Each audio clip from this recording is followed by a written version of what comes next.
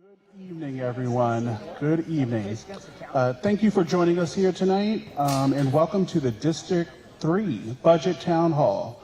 My name is Vincent Molden, and I am the Director of the Office of Community Engagement and Constituent Services, and I will be serving as your moderator here tonight, and I'm very happy to be here with you this evening.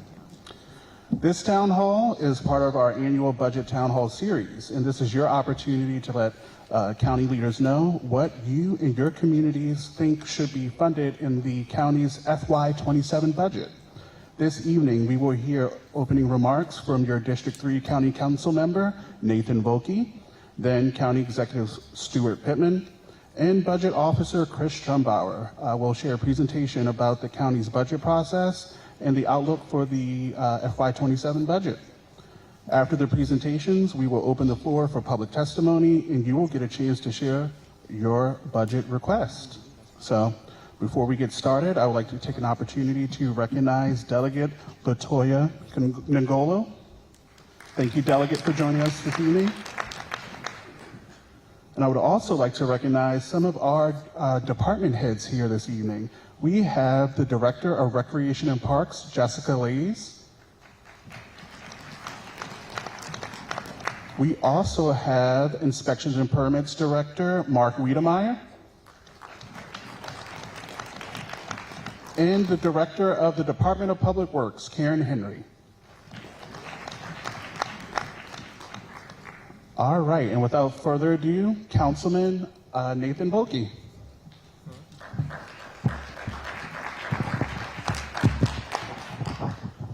Good evening.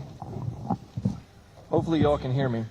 I want to thank you all for taking time out of your schedule once again to come here and to share with us some of your insights as we move forward in developing the fiscal year 2027 budget in Anne Arundel County. I'm particularly thankful to folks from District 3 who came out, so thank you for being here.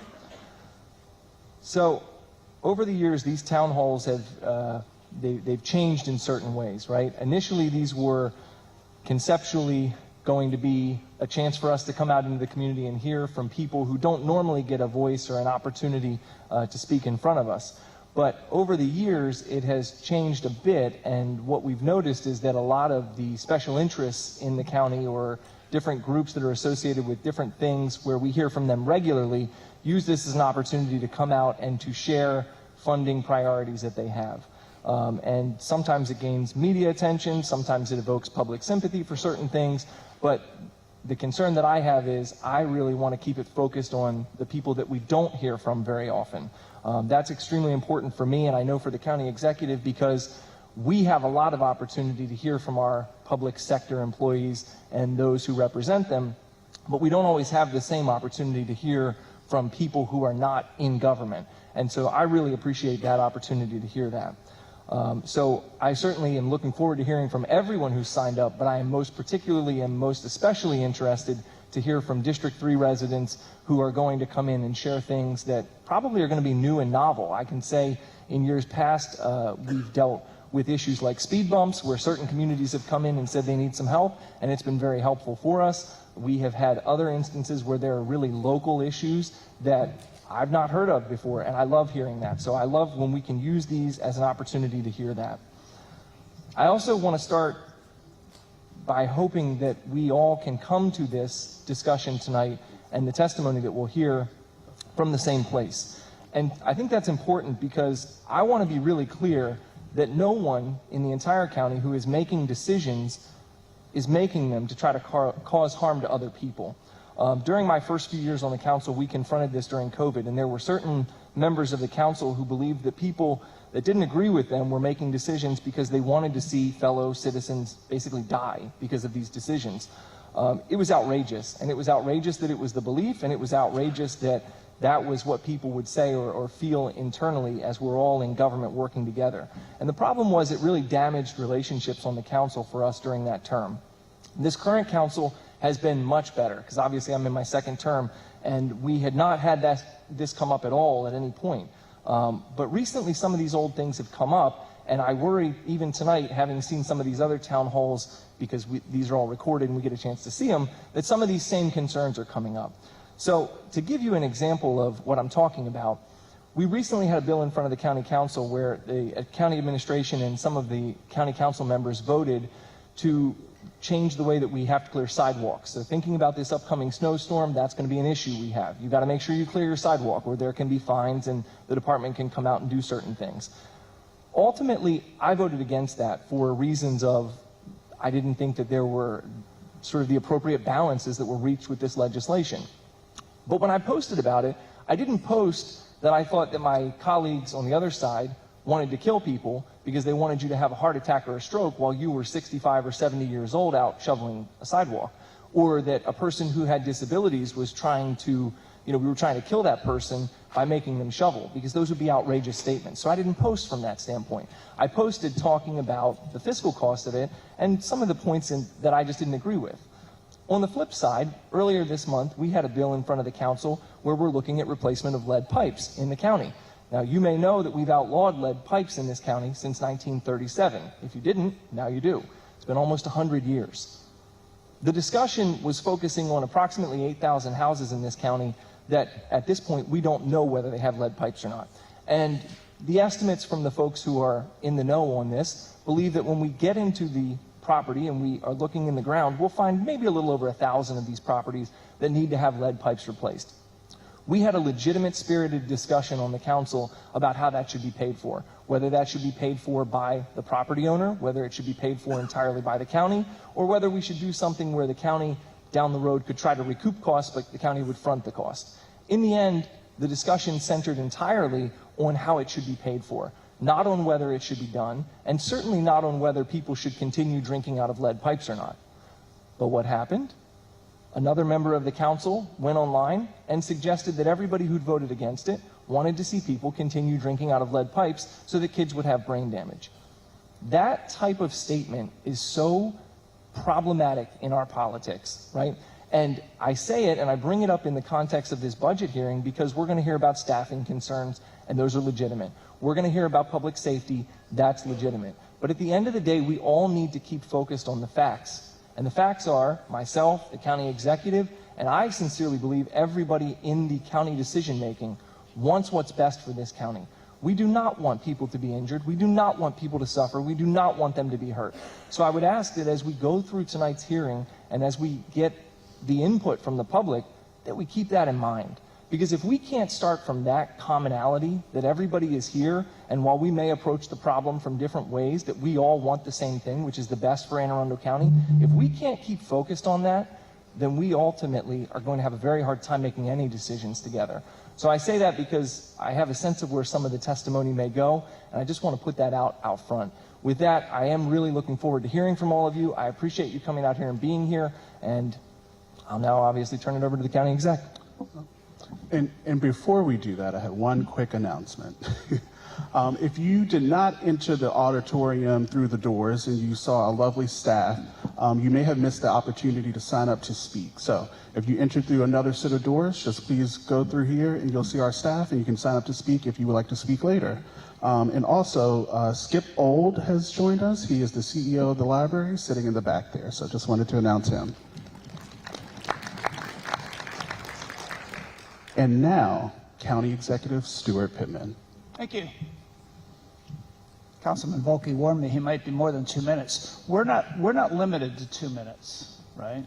No. But no, I second what the councilman says about keeping it clean and not too personal, and I also agree that everybody's trying to do their jobs to make the county better and make us the best place for all.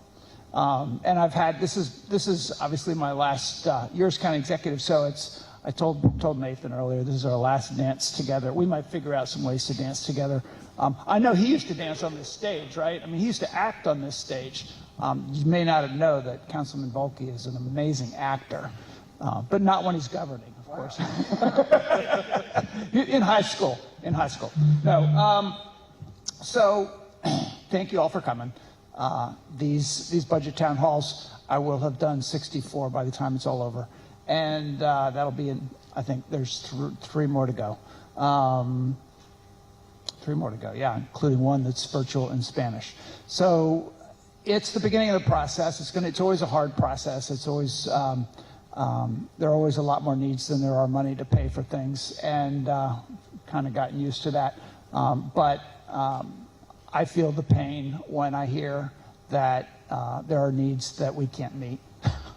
And I do believe that we made progress on a lot of those needs. I'm going to read a statement that is brief that I feel strongly about as my last budget.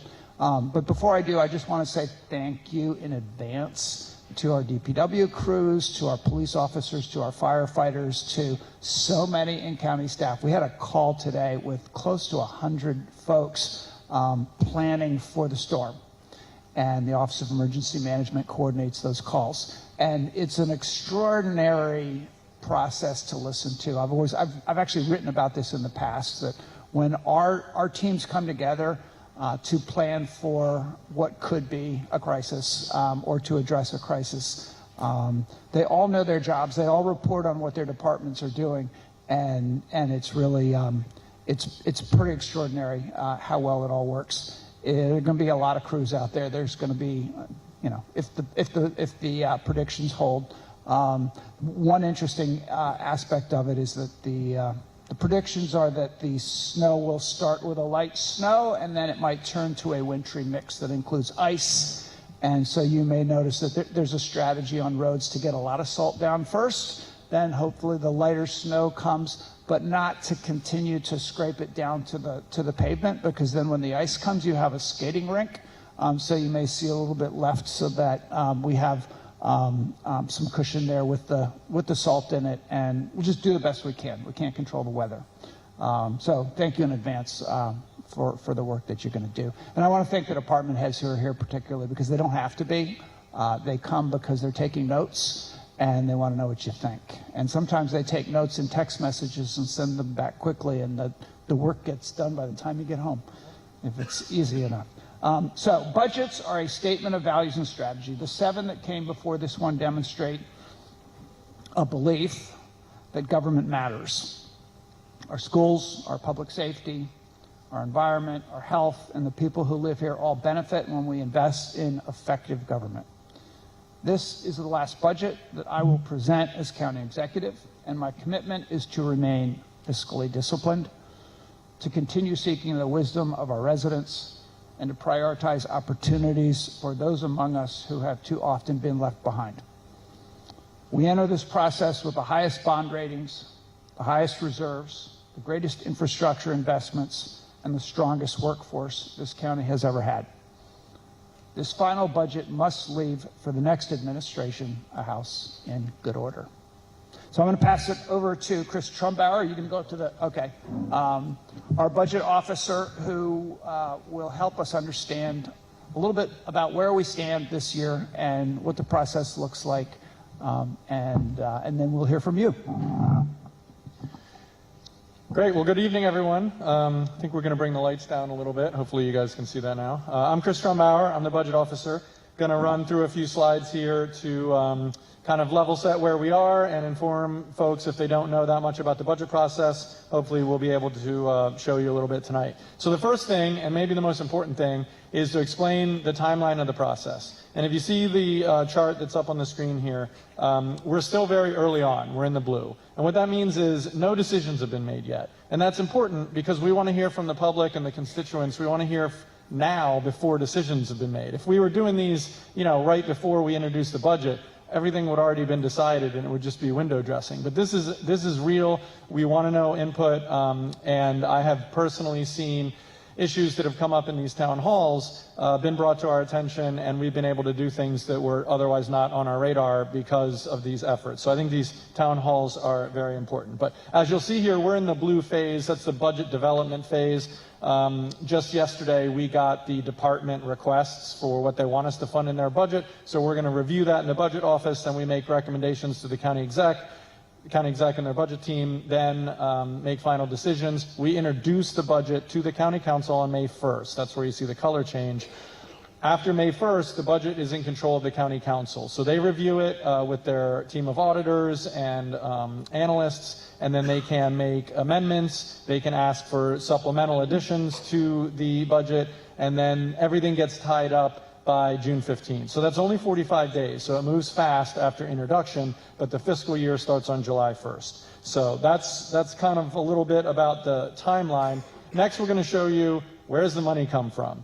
Well, it comes mostly from taxes, and there's two main tax sources of revenue. We get income tax and we get property tax. Taken together, those are about 3/4 or 75% of our total revenue stream. So that's very important. You can see there's some other slices of the pie there, like permit fees and licenses, and we get a little bit of money from the state, and there's some other things. But really the backbone is the local taxes that we pay, and the grand total of our operating budget in the current year is about $2.4 billion, okay? So next we're going to show where's the money go. Well, about half of it goes to the public education system. So $2.4 billion is our total budget. About 1.2 of that goes to the school system to do public education, okay? So then the other half of that is divided among the various county departments and the services that we offer.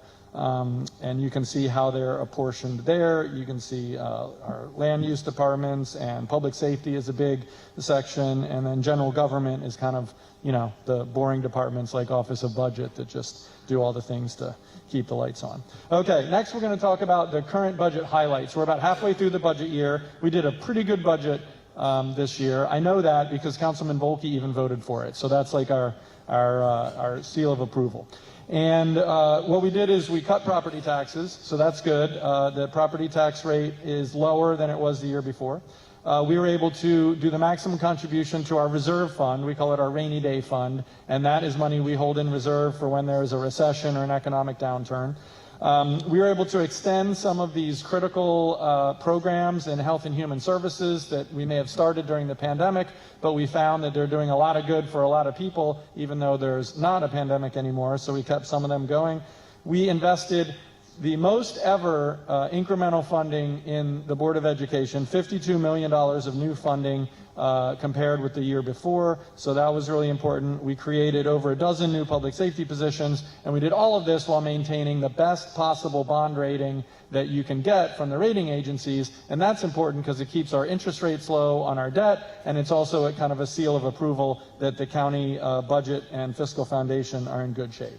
All right, so next I'm going to show you a slide which is pretty fun. This is where we get to compare ourselves against our neighbors, right? So this is a graph of all of the 24 counties in Maryland and the property tax rate that they pay. You can see Anne Arundel County is in gold, everybody else is in blue. So everybody to the left of us is paying a higher tax rate than we are.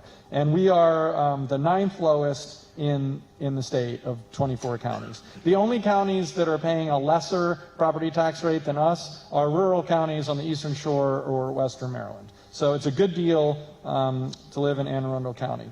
And if you like that, I've got even better news for you on this next slide. This is the income tax rate, okay? So this is, again, all the other counties that are to the left of us, they're paying a higher tax rate than Anne Arundel County residents pay. Ours is actually the 5th lowest. We have a tiered system where you pay a different rate depending on the amount of income, taxable income you make. So for the first $50,000 you make, you pay 2.7%.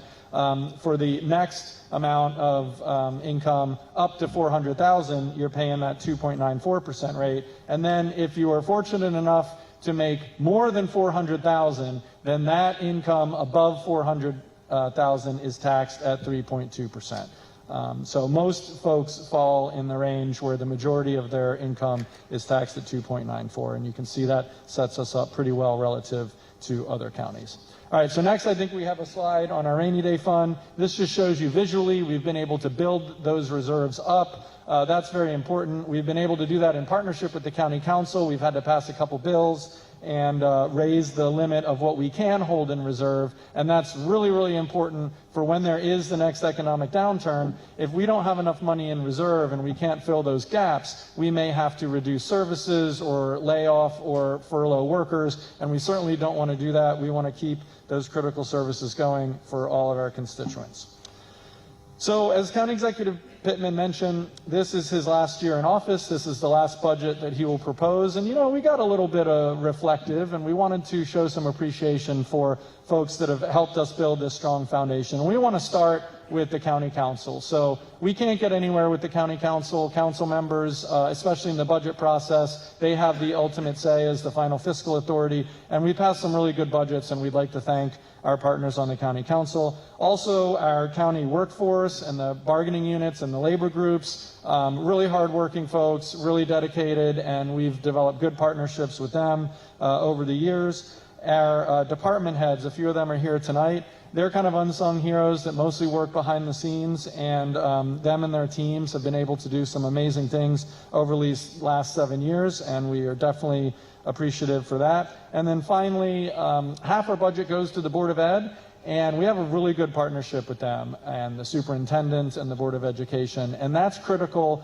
because not every county has that. And when your county government and your Board of Education are fighting, no good comes out of that. So we've been able to work really collaboratively on the staff level and on the political level with the Board of Ed and superintendent to make sure we have an exceptional working relationship, and that has helped us make some tremendous investments in education. All right, so speaking of investments, we're going to talk about a couple select ones. First is public safety. That's been a priority of the Pittman administration.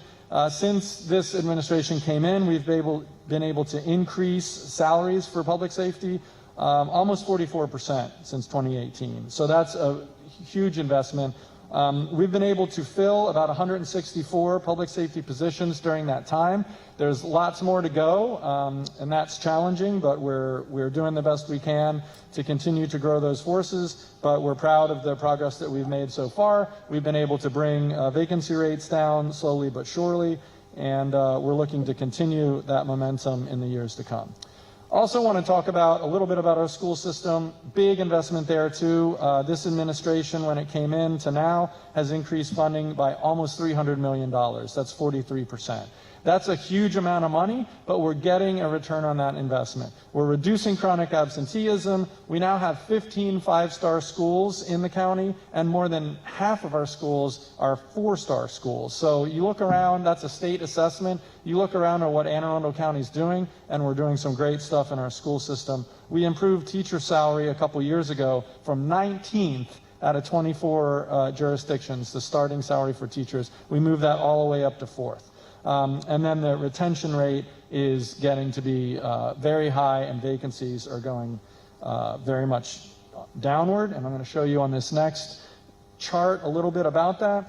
A few years ago, in 2022, we had 293 or maybe 83 vacancies. That's out of about 6,000 teaching positions, classroom teachers. You can see each year we've been able to bring that down through the investments that we're making. And the most recent year, in 2025, it was down to only 32 vacancies out of 6,190 classroom teachers. That's less than 0.5% vacancy rate. That's tremendous. We'd love it to be zero. We don't want any empty positions in our classroom, but you can see that that progress is pretty tremendous. And then bus drivers. Remember a few years ago when you got letters that your kid might not get picked up for school because we didn't have enough bus drivers? Well, we raised the bus driver salary. This Board of Ed did a tremendous recruitment effort, and we've been able to reduce that super dramatically. In fact, the last 2 years we've had 0 vacancies, and hopefully if your kid gets there on time, they're getting picked up by the school bus now. All right, so now here's what we really came to talk about, right? What do we see looking ahead for the upcoming budget? This is where I get out my crystal ball. On the revenue side, we're cautiously optimistic that revenue is going to be pretty stable. Property tax revenue should be fine. Income tax revenue is a little more squirrely. We are seeing the labor market soften, and there's federal impacts from all the federal folks that were laid off, and who knows what will happen next. So that is slowing a little bit. And then the revenue we get from real estate transfers is flat because mortgage rates are high and people aren't refinancing and buying new homes. On the expenditure side, which is where we send the money, we have had some really good wage growth for the workforce, and that's been good, but there's follow-on costs to that, like our pension costs. We're doing a lot of capital projects in our capital program lately, so our debt service payments are increasing. And then when we build new things, then we have to maintain them and staff them, so those operating costs are increasing as we open new facilities and new parks and things like that. And then the external factors, these are kind of the things that keep me up at night as budget officer, like what are we worried about? Certainly the federal impact and defunding of federal government programs that would fund or assist county operations. School enrollment, unfortunately, is down, and what that means is that we're going to get less incremental state aid, and so if we get less money from the state, that means the county has to make up the difference. So the investment that we're going to put into the school system isn't going to go as far if it's just supplanting the dollars from the state that aren't there. And then finally, our friends over at the state do have a pretty significant budget deficit that they're working to correct. And last year they shifted about $12 million of expenditures down to the county, and the governor just introduced his budget yesterday, in fact, and it does have another shift, not quite that much this year so far, but that's expenditure shifts that we'll have to absorb in our budget. All right, so last thing we're going to do real quick is run through a little exercise. In a few months, the county exec's going to do this for real. We're going to bring him a big chart, and it's going to have a bunch of numbers on it, and we're going to say, you got to make some decisions, dude. But we're going to show you what that looks like a little bit. On this chart, at the very top, you can see the incremental recurring revenue estimate. So that means how much more revenue are we projecting this coming year compared to the existing year. And we're thinking right now, subject to change, of course, we're like about $120 million. That's a pretty good revenue for the county, okay? So keep that number in mind, 120. First thing we're going to do is we're going to subtract out all these built-in increases that happen every year, just like in your household budget, right? Electricity costs more. Our workforce has salary increments we got to pay for. Health insurance costs, our self-insurance fund, the state budget cost shifts, all these things that we can't do anything about, we just got to pay the piper, right? So rough estimate at this point, let's say that's about $40 million. So we just went from 120, we're going to knock 40 off of that, and now we're at 80 million, okay? Still a lot of money, still a lot of money. Now we got to pay our workforce. That's super important. We want to negotiate with them. We're going to have a good deal, hopefully, and we don't know what that's going to be yet. Last year, it was a 3% cost of living. It was about $21 million. So just for ballparks, for the sake of this exercise, let's say that's $20 million.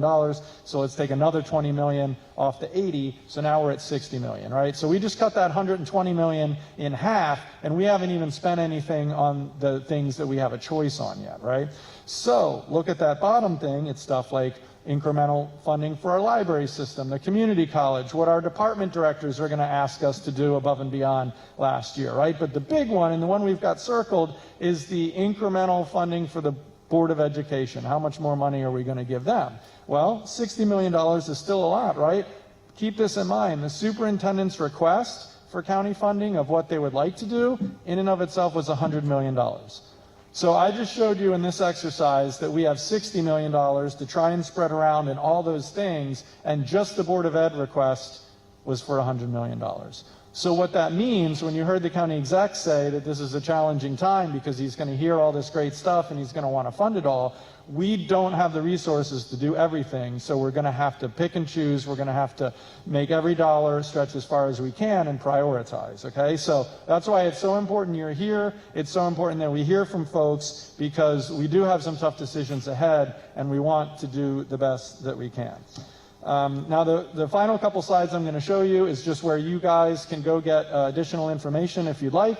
We have our Open Arundel site. We have our Budget Buddy, where you can drill down into department level budget data. You can go to the budget office page and actually look at the budget book for this year or previous years. And you can go to the Your Budget page, and you can see this presentation and other things around the town hall. And then the final thing that we'll put up here, if you're not coming up and speaking tonight, or if you have friends or family at home that want to say something but couldn't come, please send an email to this address. Every comment is reviewed, every comment is logged and categorized, and it does get presented to the county exec and their budget team. So this is very important. There's definitely an opportunity to input, and we take it very seriously. So with that, I'm going to thank you very much for your attention, And I'm going to get out of your way, turn it back over to Vincent, and we're going to hear what you guys have to say. Thanks so much. All right, thank you, Budget Officer Trumbauer. I've also been informed that we've been joined by 2 school board members. So Erica McFarland and Brayton Morgan, thank you for joining us. All right, now it's your turn, okay? It's the public testimony portion of tonight's evening, where we get the chance to hear from you. So this is your chance to let county leaders know what you would like funded in the FY27 budget. So here are the rules of engagement. Each speaker will have 2 minutes to give their testimony, and I'm trusting that you will stick to this so well that I can't even see the timer that's going to be on the screen, okay? I'm just trusting that you're going to stick to it. And for the sake of time, the county executive and the council member will not respond to every comment, but they are listening. They're taking notes, and they're going to give a summary at the end of what they've heard. I will call on a few names at a time, and when I call your name, please line up in the order behind this microphone right here. And then you will have a chance to speak, and you get 2 minutes, and that'll be on the screen. If we don't have the opportunity, I'll call based on people who sign up in advance, right? That'll start first. And then if you feel moved tonight, which I know some people will, we'll open the floor to people after that, right? And if we don't get a chance to hear from you tonight, or if you have ideas or something you want to share afterwards, you could always submit your testimony to budget-comments@aacounty.org. So let's get started.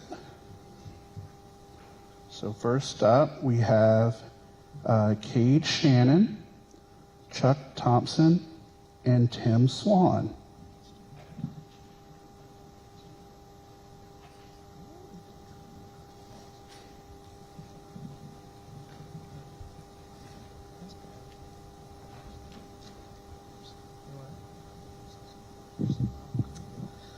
Good evening. I would like to begin by thanking you, Councilman Volke and County Executive Pittman, for listening to our proposal. My name is Cade Shannon, and I have been a student athlete at Chesapeake for the past 4 years playing soccer and lacrosse. One thing you come to realize after playing these sports for a while is that the weather does not always like to cooperate with your plans. We at Chesapeake have had numerous instances where our storm alarm will go off, and we have to take our equipment and rush back up to the school in adverse weather conditions. This trip takes at minimum 3 minutes, which increases the likelihood of injury or accident in this poor weather.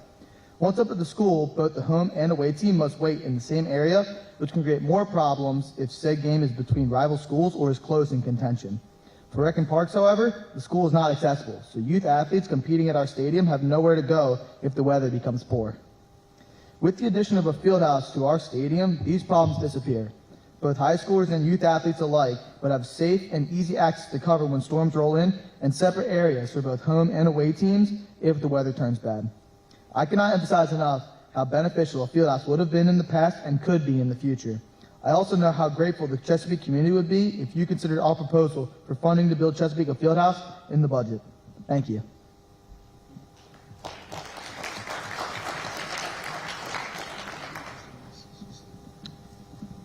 Good afternoon.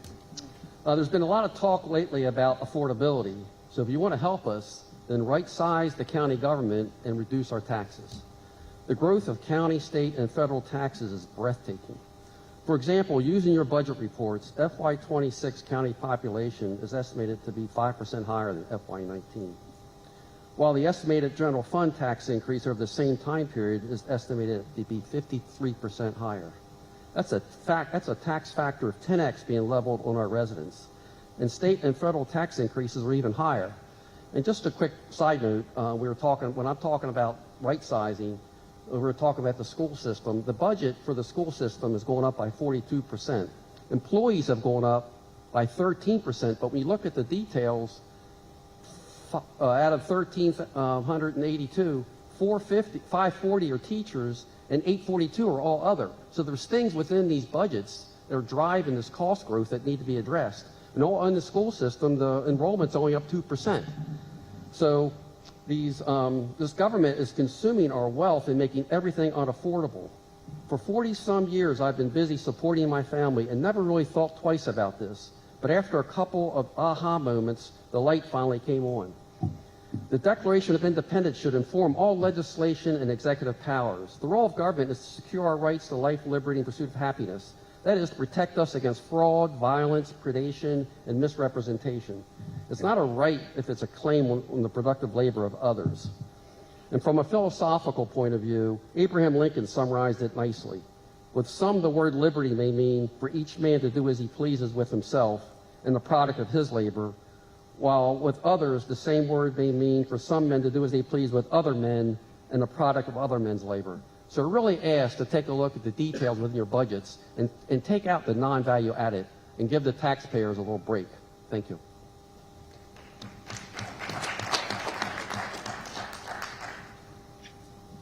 Good evening. Thanks once again for taking your time to hear us, our community. And for the record, my name is Tim Swan, longtime resident of Pasadena and educator and coach at Northeast High School. So my TAC colleagues and I appreciate your support of past Board of Ed budgets. So of course, my main ask tonight is for you to consider supporting and even enhancing the proposed budget, anyone that may run across your desk. In fact, I want to talk about one item that was announced by Dr. Bedell. Please support his increase in special educator positions. That would help remediate the stresses that special educators face. In fact, that also includes money for salary increases to TSAs, our temporary support folks who make about $16 an hour. Now, here's a quick story that goes with that. One of my fellow teachers I saw recently was sporting a metal brace on a finger after a second injury from a new 6-foot-tall nonverbal student. The educator had no staff or assistant to help provide direction for this kid. A few other students in the class were even concerned about their own safety. So the good news, though, just last week, a one-on-one teaching assistant was assigned, and the change in the atmosphere in that room is palpable. Kids and teachers are back, focusing on educational outcomes, including the student in question. So when we hire good staff, including assistants, they make a huge difference. So let's consider paying them more than the McDonald's entry wages. Now, for a local topic. Last year, I spoke about Lake Waterford renovations. Again, I want to reiterate my support for this project, not just tennis and pickleball courts that others may but permanent bocce courts. You may remember that I mentioned last year that there was not a single court in any Anne Arundel County park where there are 14 high school bocce teams that graduate athletes with and without disabilities every year. As of yesterday, I looked at the Rec and Parks website, stated we're still in the project design phase for Lake Waterford construction to start in July. So we don't want the wheels of bureaucracy to slow to a crawl, especially when there's such a need to provide equitable recreation opportunities to our fellow citizens with and without disabilities. So thank you so much, gentlemen.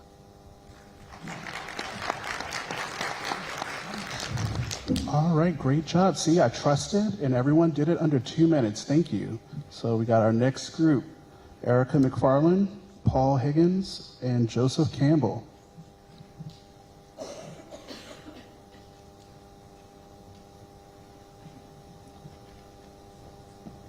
Good evening. My name is Erica McFarland. I'm a parent and a resident of Pasadena and a member of the Board of Education. However, tonight I'm speaking on my behalf. Thank you, Mr. Trumbauer, wherever he went, for his great presentation to the board. We learned a lot. And I'm here to advocate for full funding of AACPS's proposed budget. As you know, you have helped us greatly over the years, and we appreciate that so much. But the needs continue we continue to have needs. Special education is one. We have so many students with special needs, and we just need to continue meeting them. So we have new positions in the budget that would really help. As you know, an investment in our staff and our teachers and our education system is an investment in the future of our community. So I ask that you keep that in mind as you look over our asks. We have been fortunate enough to hire the best of the best here in Anne Arundel County, and we want to keep them. So we need to make sure that we are paying them fairly. We have some asks for increases to pay for our TAs, extra special education positions. But we just need to remain competitive with the state, so that we would keep all our teachers here. So I ask that you just look over everything that we're asking for, and I know that we can work together to really do the best for our students. Thank you.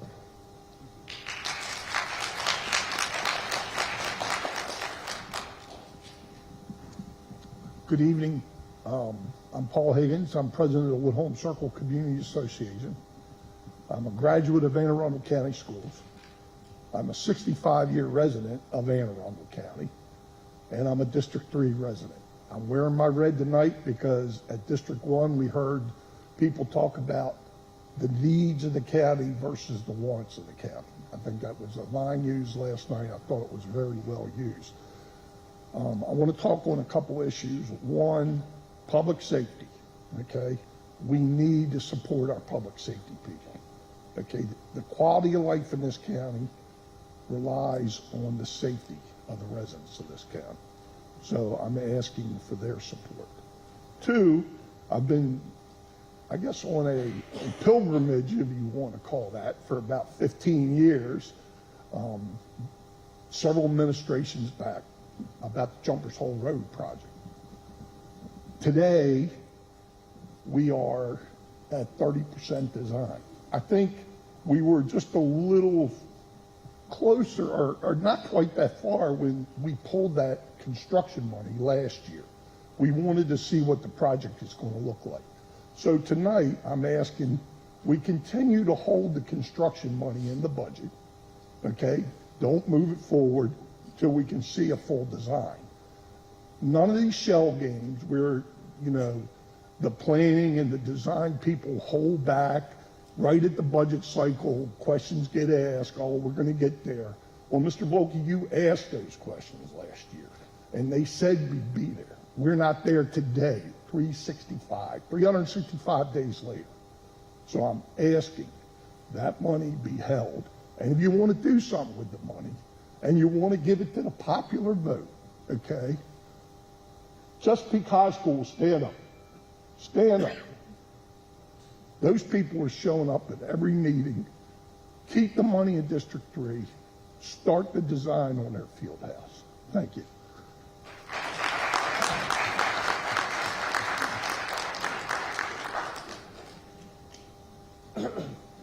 Good evening. My name is Joe Campbell. I'm a retired police sergeant from Anne Arundel County. I served 25 years with the police department and been retired for 31 years. I mention that for a reason. 45 years ago this month, the police department split from 3 districts to 4 districts.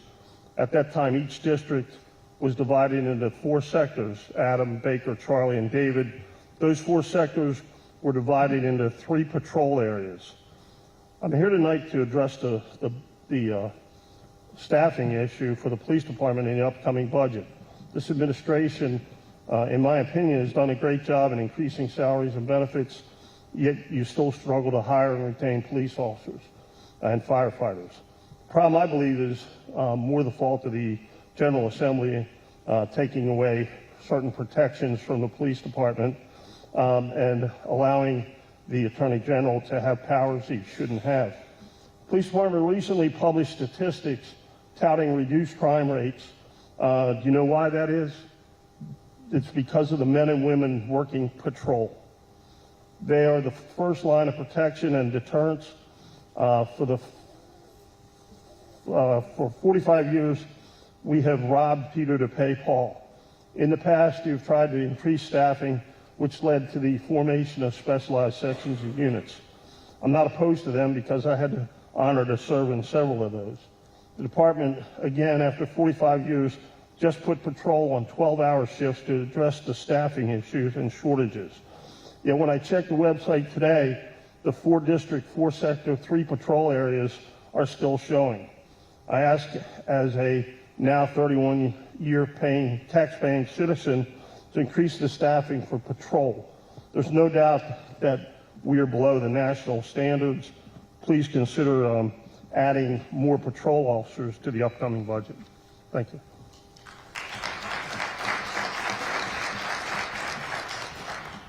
All right, up next we have Ben Harris, John Jansen, and Kendall Kotowski.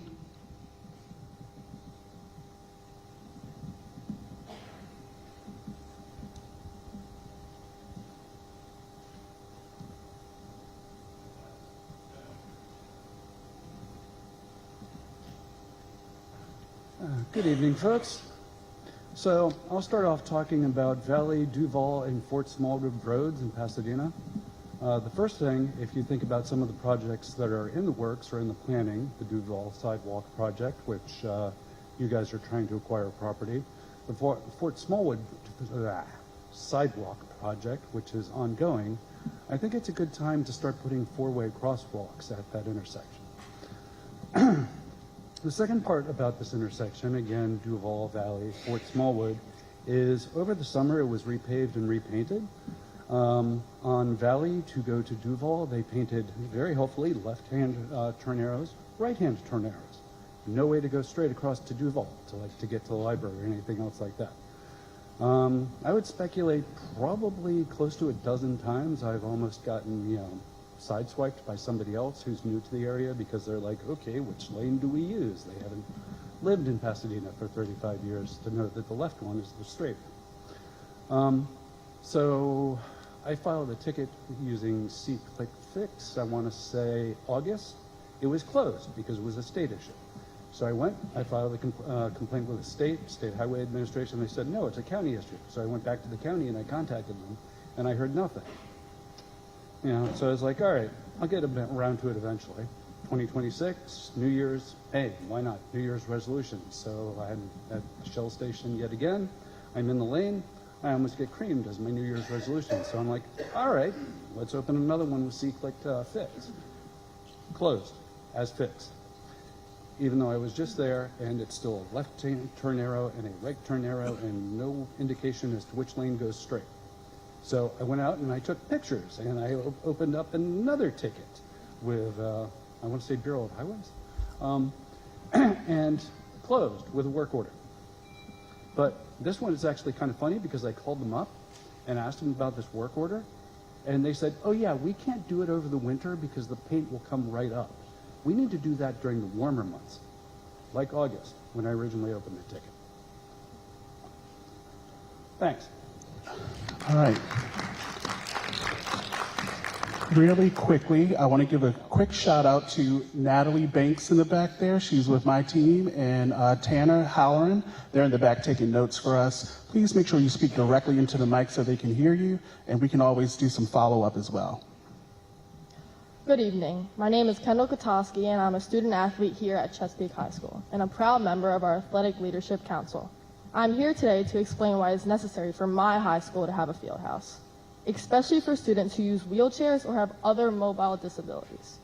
Under laws like the Americans with Disabilities Act, schools are required to provide spaces that are accessible to all students, and right now Chesapeake is having a hard time meeting those expectations, especially during events like football games when members of our Best Buddies program are invited onto the field, or unified bocce meets when additional students with disabilities may be at our school, or even just bocce practice. Our school currently consists of 2 members in wheelchairs and several more with mobile disabilities. If they need to use the bathroom when they're on the field, it is a very long process because they can't use the stairs to access the current ones. Currently, it takes more than 5 minutes alone to go up the ramp by the street. Then they need to get back into the ticket line to re-enter the stadium. If it is an emergency, they may have trouble making it. We want people of all abilities to feel comfortable and equal at our school. Therefore, we need to have ADA-compliant restrooms available to people who need them at field level. Please help us make our school a more disability-friendly environment. Thank you for your time.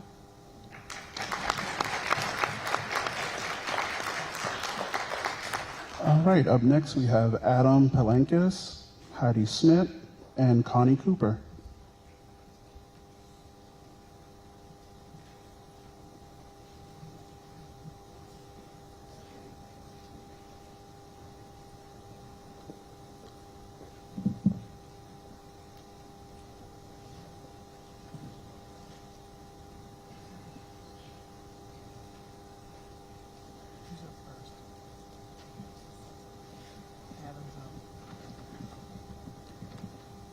Good evening, County Executive Pittman and Councilman Volke. My name is Adam Palenkis. I'm the Secretary Treasurer of the Anne Arundel County Professional Firefighters, and I'm also a proud resident of District 3. I grew up in this district. I went to school here. My kids went to school here. My parents, my brother, my father-in-law, many friends and family live here. This isn't just where I work. It's a home. One thing I've always wanted to do is build my own home. And when that day comes, I won't have a choice about standards and building codes. I'll be required to meet them, not because they're convenient, but because when they exist to protect everyone involved. If your home requires a 3-ton HVAC system, but you install a smaller one to save money, it might work most days, but it will wear out faster and fail when demand is highest. The same is true to a water heater. A smaller tank may seem fine until everyone needs hot water at the same time. That's why standards exist. All of this to point to a larger issue. For years, Anne Arundel County has built its systems, police, fire, schools, and all other government, below acceptable staffing standards. Most days, the system appears to work, but when demand spikes, it gets overwhelmed. The county wouldn't allow a resident to build it below code, but has allowed itself to do exactly that. Now, let me relate that directly to the fire department. Recently, the county commissioned an independent standard of coverage. That study was clear. The fire department is understaffed. It calls for a minimum of 4 firefighters on engines, trucks, and squads. Today, only 4 of our 31 stations meet that standard. The study also found heavy reliance on cross-staffing, meaning one unit responds. When one unit responds, another is left out of service. The equipment exists, but it's unavailable when residents need it most. Like the undersized HVAC system, our fire department functions, but only working harder than it should.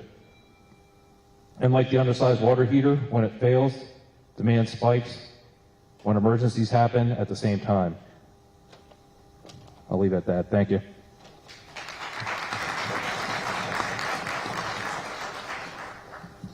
Good evening. I'm Heidi Schmidt, a CBMS parent and a District 3 resident, and I'm here to advocate for our teachers, more specifically our special educators. We know special education isn't optional. It's a legal right under IDEA, the Individuals with Disabilities Education Act. And when these services are underfunded, we're not just failing our children, we're violating federal law. Unfortunately, what we've seen over the last year is IDEA being undermined at the federal level, forcing us to make up the difference at the state and local level. As the parent of a neurodivergent student, I know that the IEP services that he's received since he was 17 months old have helped him access the same education every other child receives. Having been in these services since he was a young child, I know that every dollar invested in special education now saves money down the line. When children receive proper support early, they're less likely to need intensive interventions, remedial programs, or costly services as adults. Beyond the moral imperative to support our children, we're talking about a clear return on investment in our human potential. Anne Arundel County is already experiencing special education teacher shortages, having known that last year they were not funded to the full ASCPS asking. Without adequate funding, we can't recruit and retain qualified staff. This means larger caseloads, less individualized attention, and burnout among the dedicated professionals who I have heard directly from who serve our children. And they're incredible professionals, having worked with so many of them. When our special educators are spread too thin, students across the district suffer. My son's reading intervention specialist is retiring this spring, and we're waiting to hear if he and his fellow students will have a long-term sub or a series of short-term replacements. This is just one example of the impact of our special education staffing shortages. My son is not a budget line item. He's a future taxpayer and a community member, and with the right support now, I know that him and his peers will reach their potential and contribute to our county's future. Thank you for your consideration.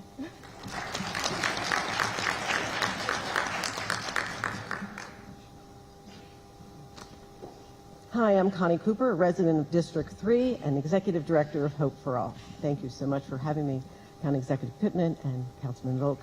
According to the latest edition of Poverty Lux Penny, more than 36,000 people in Anne Arundel County live below the federal poverty level. More than 220,000 working households in Anne Arundel County do not make enough money to cover all their basic needs. In FY25, our Turning Houses into Homes program, which delivers full households of furniture, housewares, clothing to those coming out of homelessness, served 441 families. That was a 22% increase since 2022. 48% of those families were referred to us from Anne Arundel County government agencies, and the remainder came from county nonprofits. Thank you so much for your support. It costs us $1,000 in program funds to deliver to one family, which would equate to $211,000 just for the families that were referred to us from county agencies. In FY25, our clothing programs, which serve students in Anne Arundel County Public Schools and individuals that are homeless in crisis situations, serve 1,350 individuals, an 87% increase since 2022. 82% of those referrals came from Anne Arundel County government agencies. We had to spend over $50,000 just to keep up with the demand for certain sizes. These clothing programs are not supported by any county funds. The saddest part is that as we speak, 80 families are in process waiting for delivery of beds and furniture. They're sleeping on the floor. They don't have a table to eat at or a chair to sit at. We have been doing the best to keep up. We have increased our space, we have added additional volunteers, and we have increased the amount of physical donations. We are working hard to meet the county's ongoing requests for our support, and we hope that you will bring balance to that partnership and increase our funding. Thank you.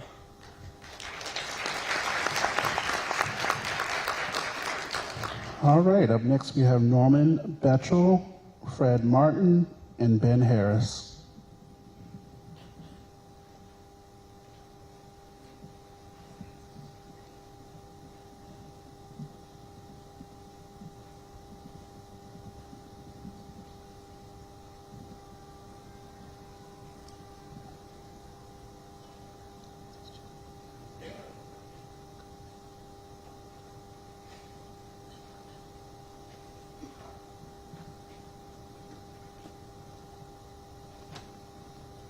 Good evening. Good evening. My name is Norman Bechtel. I graduated from Chesapeake High School where I played football and lacrosse. I now serve as a board member and commissioner and a head coach of Panthers Athletic Club, the youth feeder program that helps develop young athletes and prepares them for Chesapeake. Chesapeake Stadium hosts many games and camps for everyone from the youth to high school athletes. I've been in the stadium as an athlete, a parent, and a coach. I've seen firsthand the unique and great design of the two-level stadium. But that design comes with serious safety issues. When storms hit, it takes at least 3 minutes for athletes and students to reach a safe shelter. In sports, 3 minutes is a long time, especially when you're dealing with lightning or pouring rain and have to herd dozens of kids up slippery stairs. Safety shouldn't depend on luck or timing. That's why a field house at the field level matters. It would give students, players, coaches, and officials a safe place to go during sudden storms on the field. It's not just about weather, it's about making the field level usable and safe for everyone. Right now, students with disabilities have to navigate stairs or ramps to reach restrooms, which is tough at normal times and dangerous during emergencies. A field level field house would make sure everyone on the field, no matter their age or physical ability, has safe, equal access to shelter and facilities. This space can house an on-field AED, provide a place for athletic trainers, offer ADA-compliant restrooms, store equipment, and serve as a meeting spot for teams. It's a step forward for safety, accessibility, and protecting our community. Supporting students with disabilities and making sure our community as a whole is prepared and cared for. Thank you.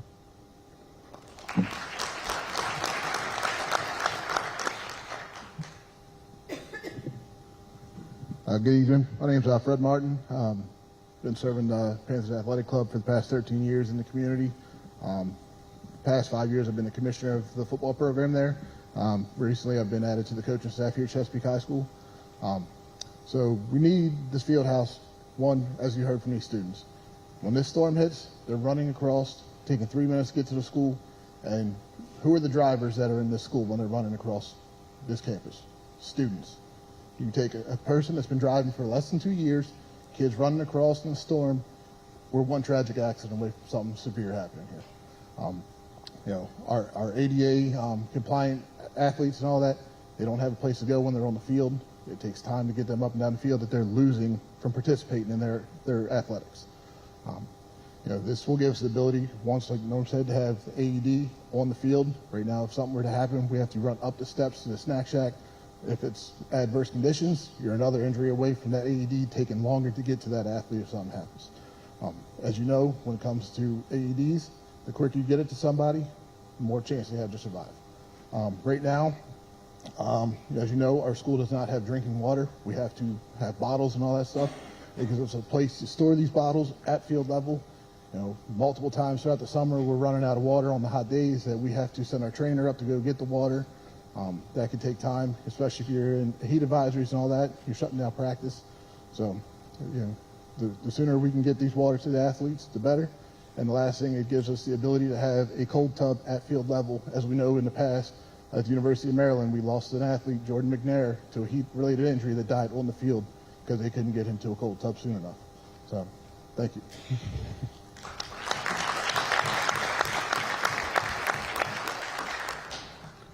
All right, up next we have Rebecca Bokum, Josie McIntyre, and Austin McFarland.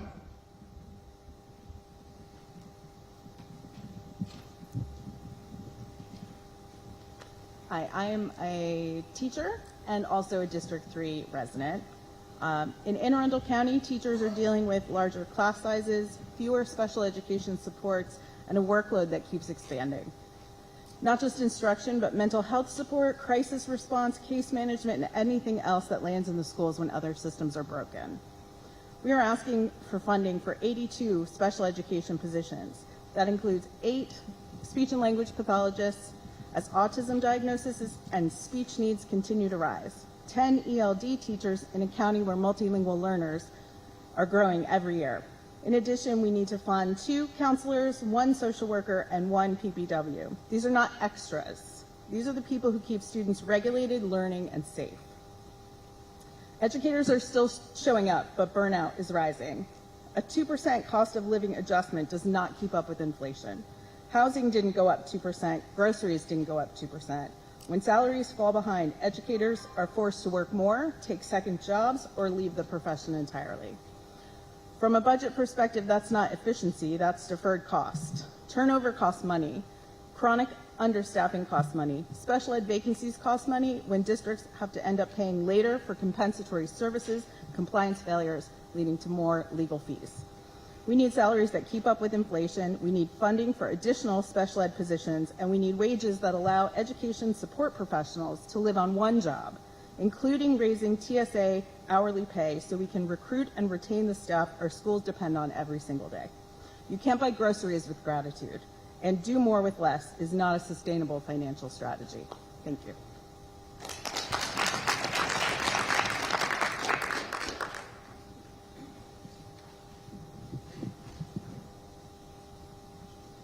Good evening, everyone. My name is Josie McIntyre, and I am a junior student athlete at Chesapeake High School and a proud member of our Athletic Leadership Council. Chesapeake High School was built in 1976, and since being built, we have been providing faculty specialties on our field and in relations to athletics from our school programs, but also from other parts of our community as well. Although these faculties have been functioning since our school has been built, there is plenty of room for renovations to provide benefits for our student athletes and community. Due to the age of our faculties, we have a lack of field storage, little space for athletes, and especially detouring bathroom conditions, with 3 small, usually locked stalls for each gender, leading to porta potty use. In turn, a brand new field house would solve many presented issues formed due to outdated faculties in our stadium and/or on the field itself. Many athletes throughout our programs have had problems with carrying bags around all day with heavy equipment or not wanting to place them in our general locker room, which have had access to the general student body most of the school day, which, in turn, a full field house full of space opens opportunity for our equipment storage. Additionally, to our faculty's age, we have small amounts of locker room space in the school for other specific sports. For example, in the fall, only football gets the singular big men's locker room, and in the spring, for the girls, either only softball or lacrosse gets the big locker room inside. If our faculties were revamped and expanded, it will provide many great opportunities for storage, new bathrooms, space for athletes, and minimal worry about equipment being lost and stolen in the school. Additionally, to the age of our faculty, we also have looked at the equity side of this project. 10 out of the 14 schools in Anne Arundel County all have field houses and amazing new faculties on their track and stadiums. With being an athlete and traveling to other schools, it is always a pleasure to see field houses which offer specific bathrooms to the athletes over the general public and see the immense space these schools provide. As space is expanded at other schools, it has proven to have so many benefits for them and visiting schools. It will be even easier for us as a school to host sporting events with upgraded space for our hardworking athletes. As this project comes into light, I hope many of the proposals we share at school are considered to be a benefit for the community and our programs as a whole. Thank you for your time.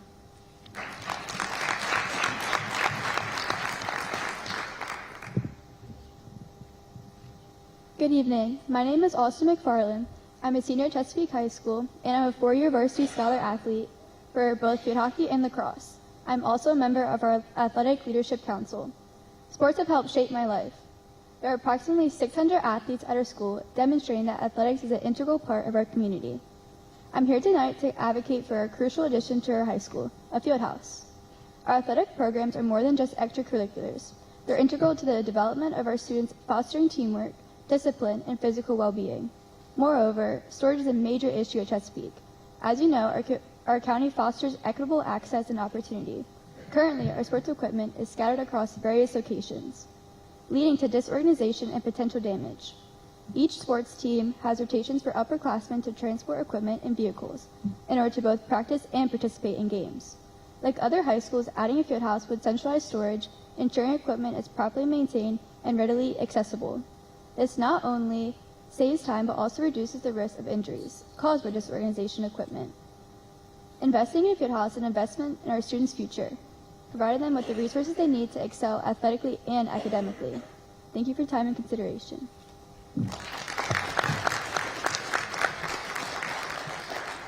Okay, up next we have Casey Cameron, Mary Alice Davis, and Ian Marchanti.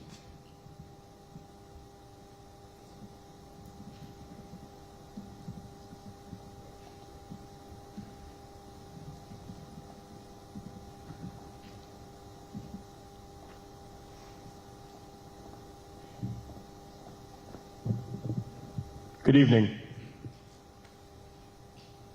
County Executive Pittman, Councilman Volke, my name is Casey Cameron, Vice President, Anne Arundel County Professional Firefighters.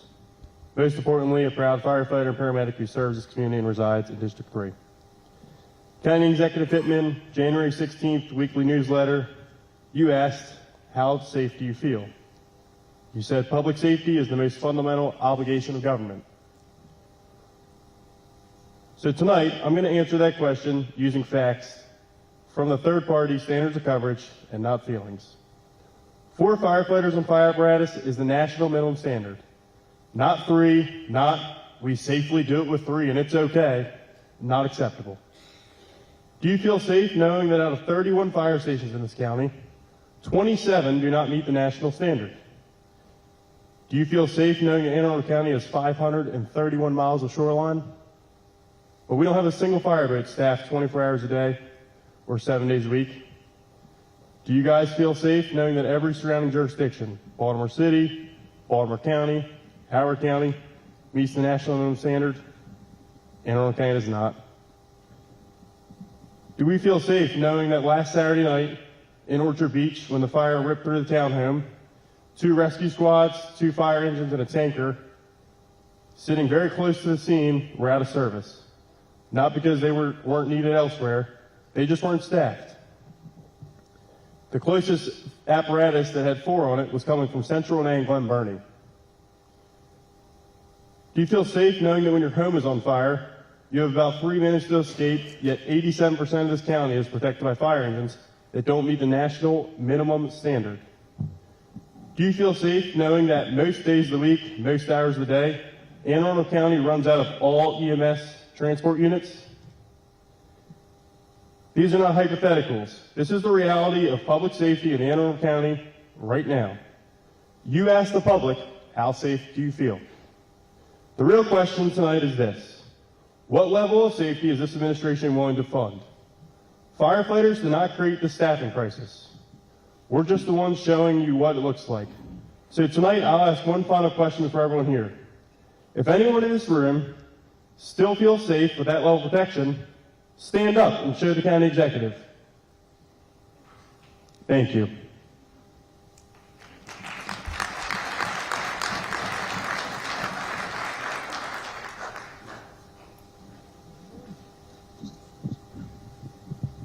Hi, my name is Mary Alice Davis, and I'm an AACPS educator, and I'm also on the TAC Board of Directors. Our AACPS budget requests only a 2% cost of living adjustment and one step increase. That's simply not enough. Inflation has outpaced educator pay year after year, and many of our educators can no longer afford to live in the communities where they teach.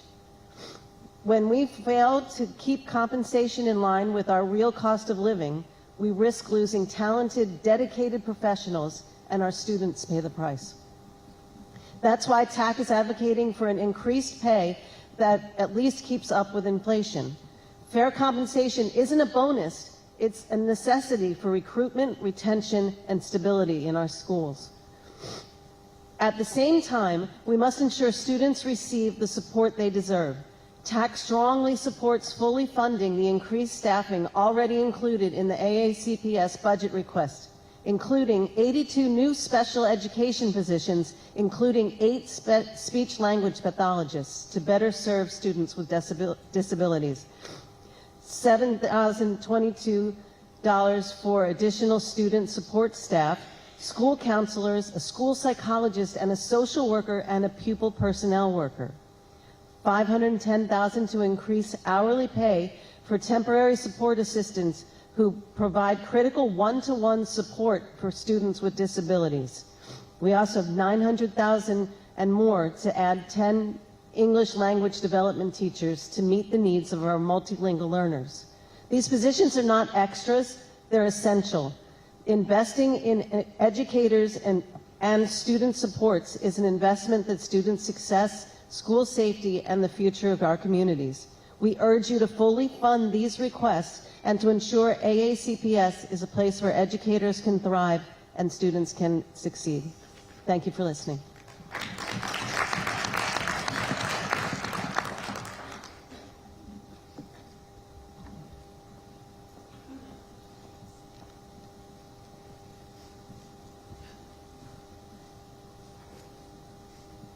Good evening. My name is Ian Marchanti, and I'm a realtor and a resident here in Pasadena, and I'm a member of the Library Foundation's Board of Directors. I want to thank Councilman Volke and County Executive Pittman for your continued support to our public libraries. I'm here tonight to advocate for the library's supplemental budget requests, specifically funding staff salary increases and critical operational positions. Public libraries today are more than Public libraries today are more than places to borrow books. They are central to community infrastructure. Every day, library staff help people navigate the internet, apply for jobs, access services, and find stability during challenging times. They support students with tutoring, homework help, and provide reliable internet access. They help job seekers build resumes and learn new skills. They offer seniors and families connection, dignity, and trusted support. AACPL's mission is to build stronger communities, and our libraries fulfill that mission every day across 16 locations. We respectfully ask for the approval of the 3% merit increase in cost of living adjustment outlined in the first collective bargaining agreement, as well as a funding for critical operational positions that keep libraries safe, functional, and responsive to growing demand. Investing in libraries and the people who power them is an investment in the strength, safety, and resilience of our entire county. Thank you for your time and consideration.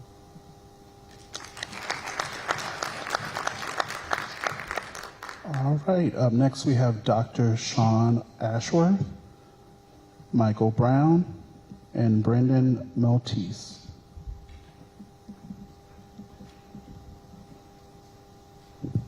Good evening. My name is Sean Ashworth. I am a retired educator and a 31-year resident in District 3.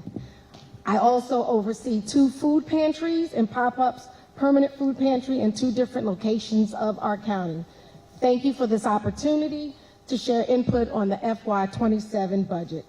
Each month, I sit with families who are exhausted, not because they aren't working, but because surviving has become overwhelming.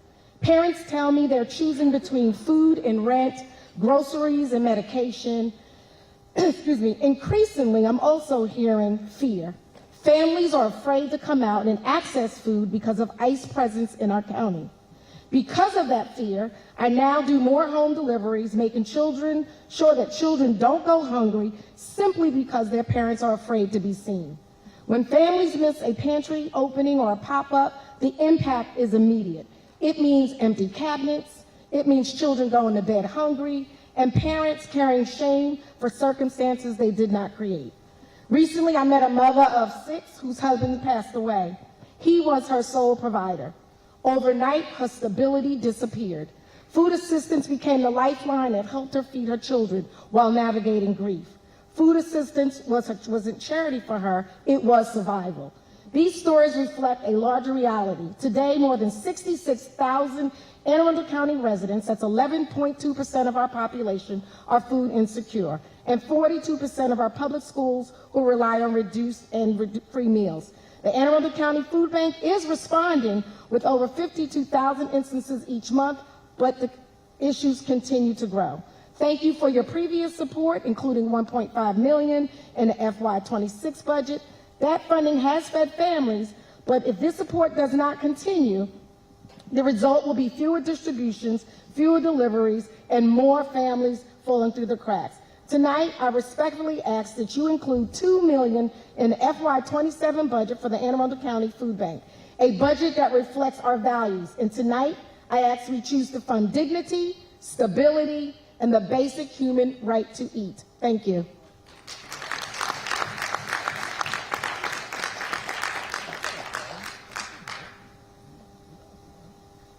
Good evening. My name is Michael Brown. I live in Tangier Springs. A little over a year ago, we found out that we had 2 bridges that were defunct. The HOA tried to continue to work on these bridges. They found out that these bridges were actually on county property. The county had no idea that these bridges were even built on county property.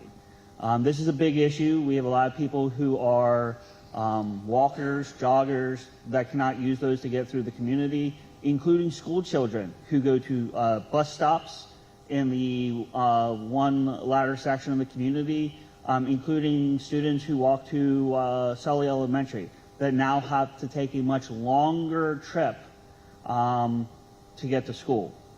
So I humbly ask that the U County Executive and the Council look into these bridges and start looking at doing a capital improvement project. I do want to thank your office.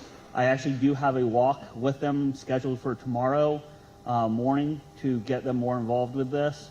But these bridges have been out for over a year, and community members are wondering why. Why did the county not know that these bridges existed in the first place? They're the county's responsibility. Thank you.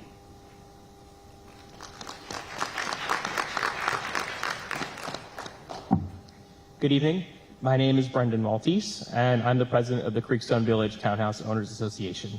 And I'm here for the 8th year in a row to talk about, come on, you know, Jumpers Hole Road, right? Okay.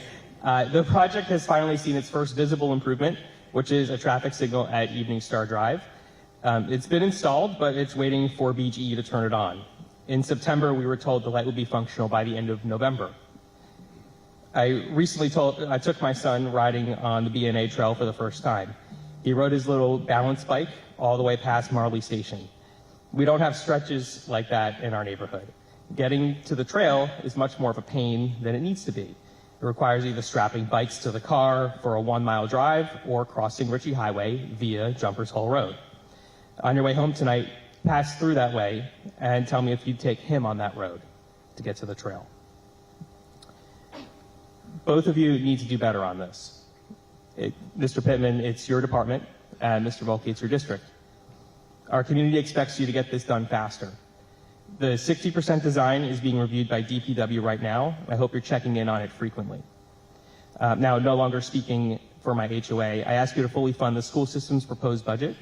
While the current budget is to include a 2% cost of living adjustment for employees, I'm hopeful that we'll see that increase to actually adjust for cost of living.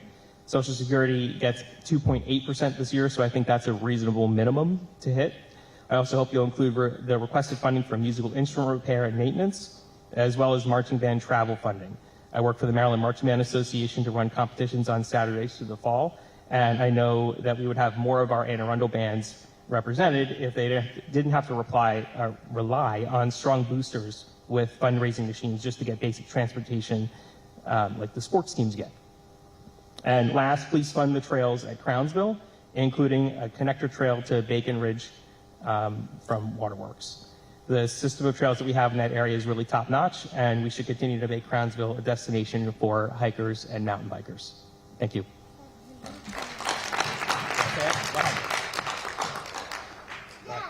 pitch jump was so rough. Okay. Practice that. Thank you. All right. Up next, we have Philip Miller, Jared Kercheski, and Bonnie Burke.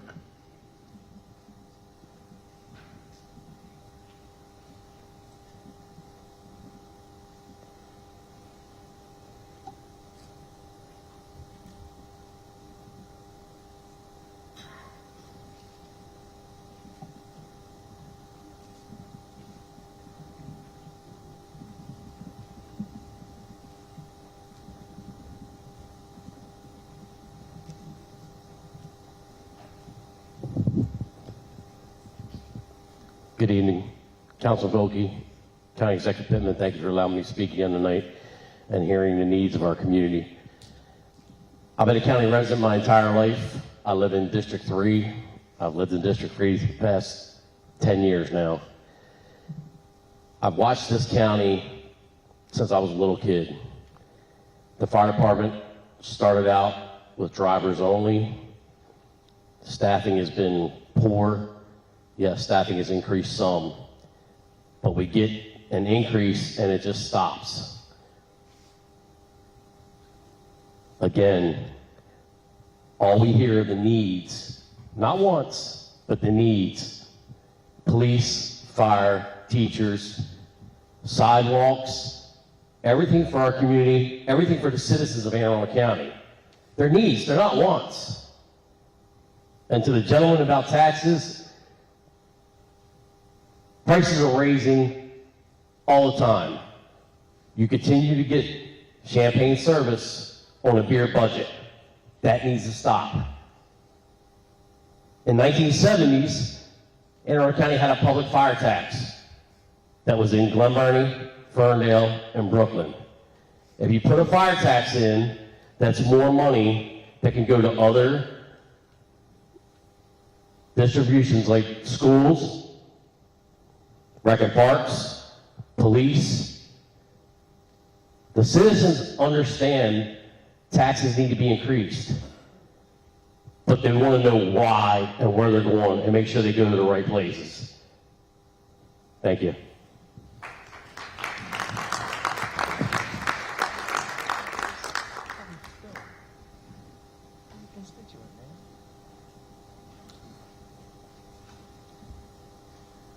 Hello, I'm Jared Kercheski. I'm a resident in Creekstone Village. I'm here tonight to ask you again about the Jumpers Hold Road Improvement Project. This has already gone beyond where it was supposed to have broken ground on the final project, not an interim project. Capital projects like this are something that take a lot of money. Mr. Volke, you have frequently said that you want to make sure that we are not spending too much money. I encourage the county council, you, Mr. Pittman, as the county executive, to implement a system where contractors are rewarded for coming in on time and on budget while being penalized for coming in late and over budget. Systems like this will save you money in the long run will help guarantee that the contractors that are bidding are willing to do the right work the first time. I ask you to think about the future. Society in general needs to think about the future. While it may look good to save a penny now, it'll cost you $1 down the run. You've already heard from both the teachers and the fire department about examples of real costs from not spending the penny up front. Now you have to pay $1 to fix the issue that was created. That's not saving money in the end. That's a deferred cost. And finally, the best place for all. If you really want Anne Arundel County to be the best place for all, you need to be focused on the disabled, the elderly, the sick, and the young. Helping these groups first and foremost will help everybody. Thank you.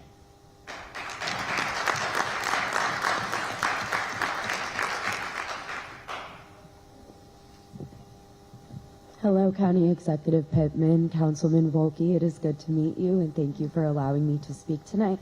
My name is Bonnie Burke. I am a District 3 resident, a graduate of this high school, and your current Miss Anne Arundel County volunteer.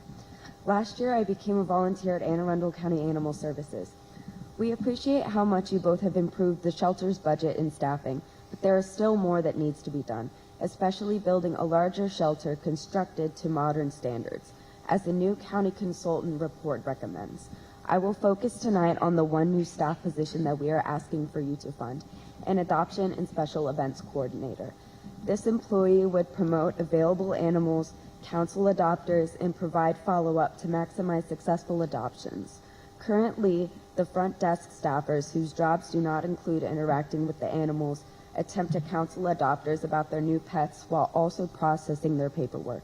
Adoption follow-ups are spotty. This leads to customer confusion and frustration, longer shelter stays for the animals, and more pet returns and euthanasias.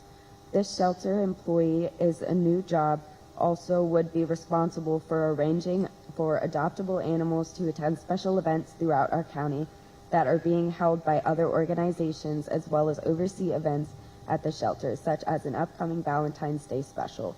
Pets often find adopters at events away from the shelter, some of whom didn't even know beforehand about animal services.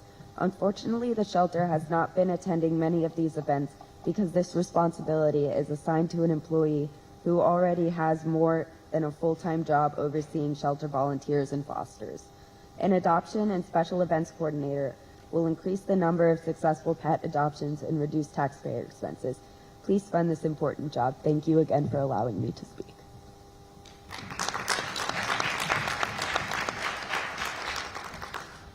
All right, up next we have Kira Presley, Sam McGee, Sabrina Presley, and there's another Presley on the list, but we didn't get the first name.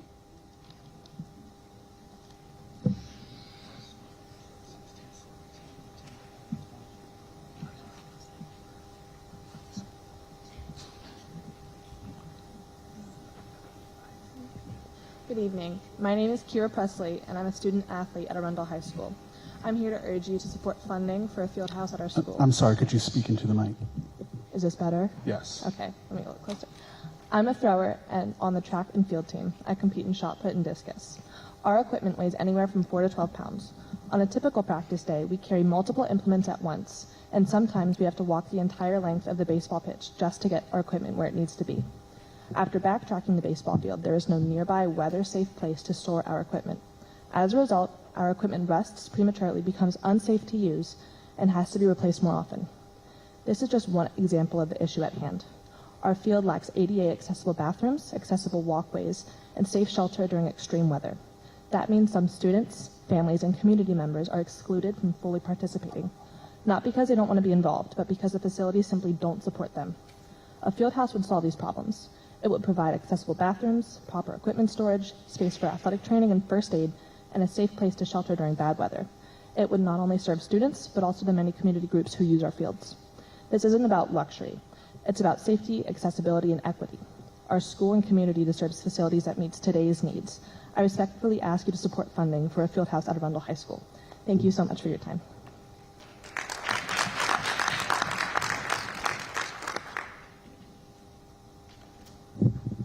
Good evening. My name is Sam McGee, and I'm a student athlete on the football team at Arundel High School, and I'm also here to ask for your support in funding a field house at our school. Arundel High School was founded in 1854 and is one of the oldest high schools in Maryland, yet it is one of only 2 schools in the county without a field house. Our school serves over 2,200 students in a building that opened in 1972, which was before either of my parents were born, and it lacks many of the basic athletic facilities that other schools already have. As a football player, our equipment is stored outside under the bleachers, and our training and first aid room is inside the school, far away from the field. A field house would give us more secure equipment storage and immediate access to athletic training and medical care, improving safety, preparation, and recovery during practices and games. This facility would also support other programs and community groups that use our fields, but Arundel is not scheduled for capital improvements in the next 10 years, despite enrollment continuing to grow. A field house would honor Arundel's long history of community while giving current and future students the resources they need to succeed. I respectfully again ask for your support in funding a field house, and I thank you for your time this evening.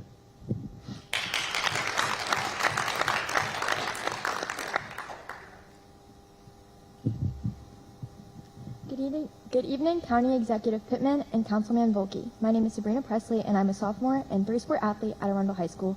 And I'm here to talk about the lack of field houses at Arundel and Chesapeake High Schools. Arundel and Chesapeake High School each support 21 outdoor sports teams, including unified sports, JV and varsity levels, and girls and boys teams. However, the absence of field houses prevents our school from being fully inclusive, safe, and supportive of all athletes, coaches, and fans. I have personally experienced the safety risks created by this issue during a softball, baseball, and girls lacrosse game. A storm alarm went off, forcing all of these teams, both home and away, to crowd into the Arundel High School cafeteria. While our school athletic director and coaches did everything in their power to ensure player and fan safety, the distance between some athletic fields and the cafeteria creates an unsafe and unreliable emergency plan. Beyond safety concerns, the lack of a field house limits inclusion within our athletic program. Without clear walkways or accessible facilities, individuals with vision or mobility impairments may be unable to safely attend events held on these fields without proper access. This raises an important question. Why should it be acceptable that Arundel and Chesapeake are the only schools in Arundel County denied access to equitable, safe, and secure facilities? I urge you to allocate funding for field houses at Arundel and Chesapeake High School. Thank you for listening.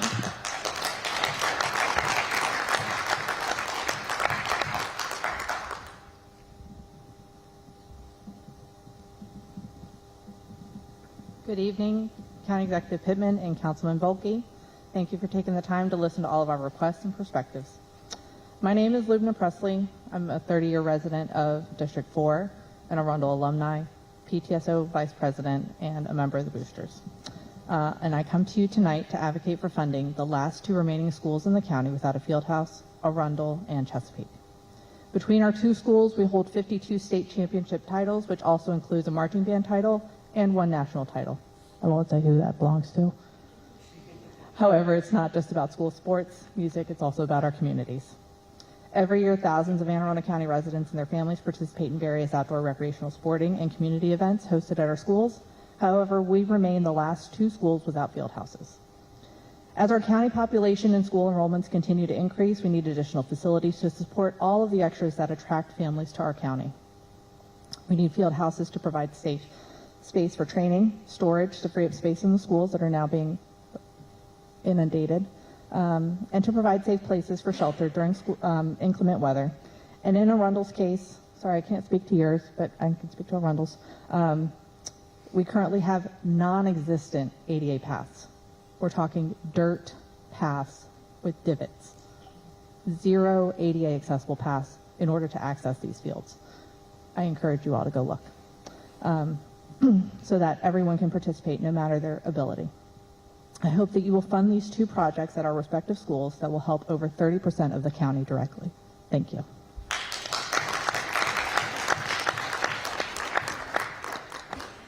I've been doing this for 6 years. I don't think I've seen an entire family come out, so that's impressive. All right, up next we have Louise Thomas, Brian Holslander, and Sandra Smith.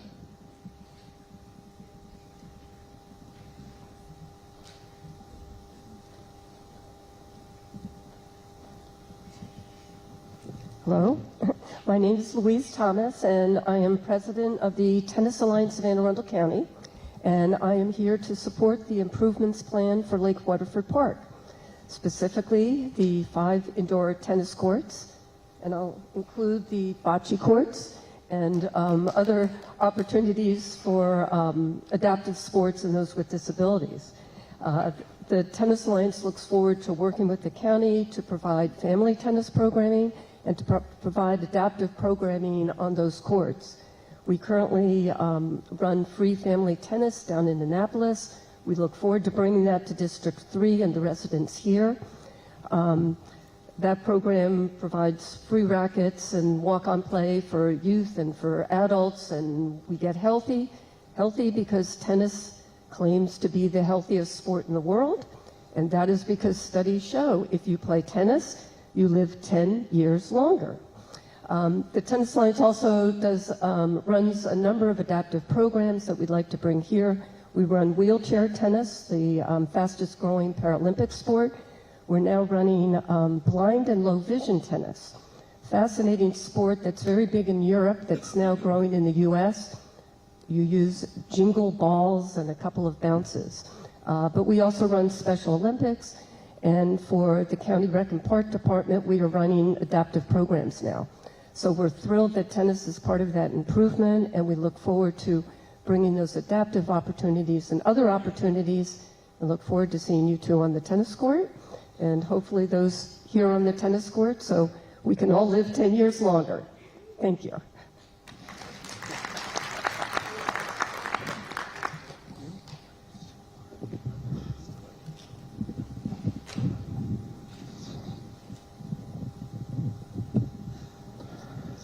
All right, thank you. Good to see everyone. Thank you for having me.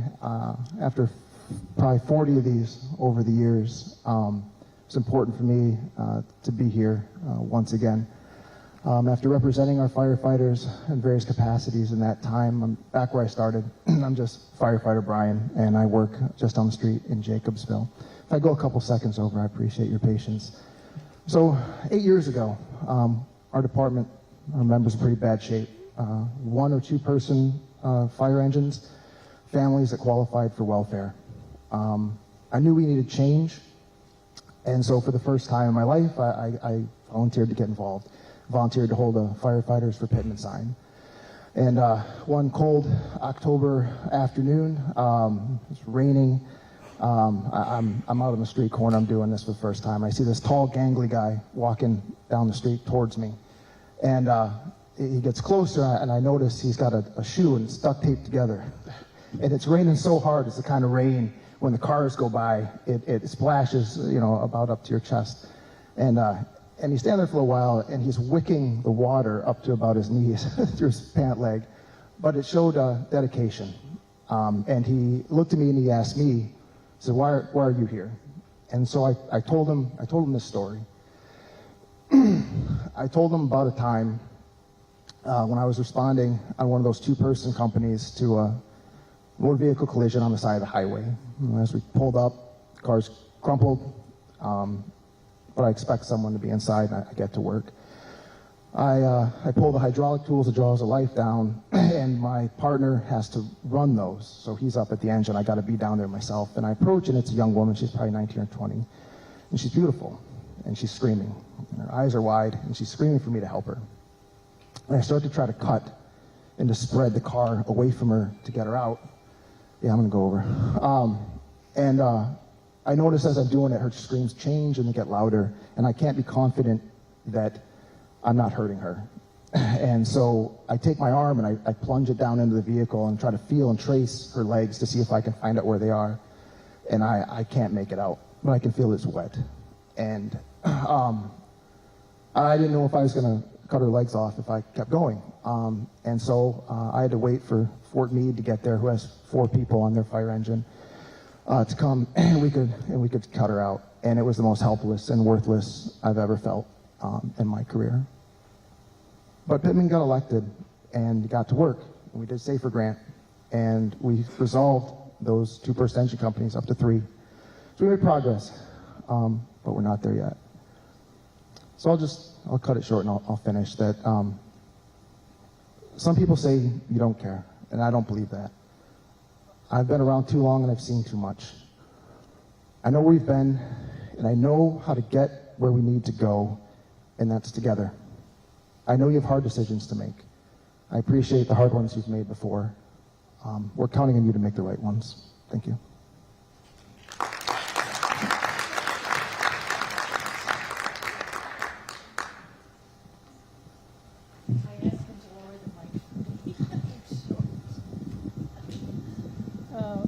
Can you hear me? Okay, thank you. Hi, good evening. My name is Sandra Schmidt, and I'm a member of the Area Agency on Aging Advisory Council, the treasurer for Pasadena Senior Incorporated, a 501c3 nonprofit. I'm a little nervous, which I think you can tell, and also a member and volunteer at the Pasadena Senior Activity Center, one of the 8 centers under the County Department of Aging and Disabilities, or DOAD. I'm here tonight to advocate for adequate funding of these centers. These centers offer free membership to county seniors aged 55 and older. The Pasadena Center has a staff of 2, a director and an associate, and its membership has grown to over 3,000 since it opened in 2000. Our seniors benefit from our robust programming, including arts, music, entertainment, special events, fitness, health, cooking, historical and educational presentations, and more. These activities play a critical role in providing socialization for seniors, which increases their longevity and quality of life. Unfortunately, the center's programming budget has not increased for 15 years, despite rising inflation and increased cost of living. This threatens the ability of the center to continue maintaining the same level of programming it provides to seniors. In fact, without the funding provided by Pasadena Seniors, Inc., several of our programs would have had to been canceled. The center doesn't want to have to stop programs that our seniors really enjoy and find helpful for them. The 60-plus population in Anne Arundel County is expected to increase from 129,782 in 2020 to 156,423 in 2030, an increase of 20.5%. These figures are based on population projections by the U.S. Census from the Maryland Department of Planning. Additionally, there are 168 new age-restricted condos being built within walking distance of the center, some of which are already occupied, the old Brumwell properties. This increase in population justifies why the DOAD needs additional funding for its centers, and the Pasadena Center in particular, just to maintain their current level of programming for the growing adult older population. I'm requesting that the county please increase the DOAD budget to ensure they're adequately funded to meet the needs of our seniors so that they can continue to thrive in our county. Thank you.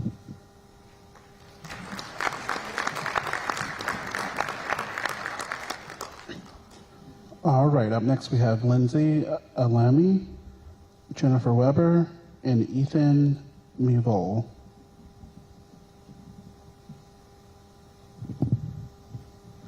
I don't usually get to pull it up. That's nice. Good evening. My name is Lindsay Alimi, and since November, I've been serving as the Director of Community Programs and Outreach for the Anne Arundel County Food Bank. Firstly, we are grateful to the county for your longstanding support, including $1.5 million this fiscal year. These funds are critical to enabling us to offer our network of partners fresh, nutritious food completely free of charge. The food bank respectfully asks that you consider increasing that amount to $2 million in the upcoming budget. Across AACPS, over 40% of children require free and reduced lunch. In other words, more than 4 in 10 children have families who struggle to afford less than $15 per week for just one of their 3 daily meals. In recent meetings with AACPS staff and with other service providers in the county, it's become clear that the need for food assistance among families with school-aged children in the county is alarmingly high.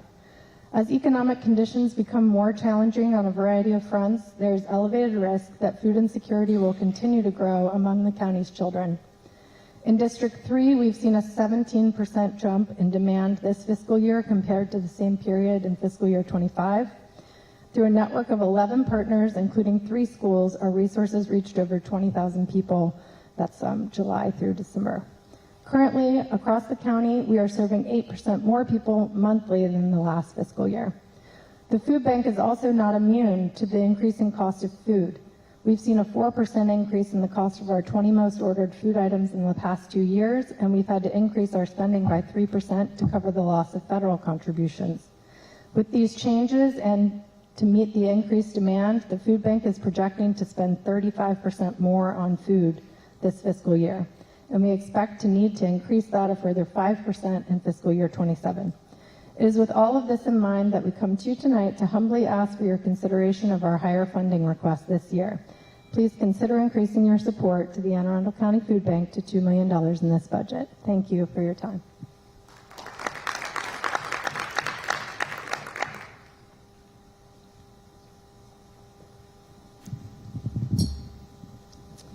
Good evening.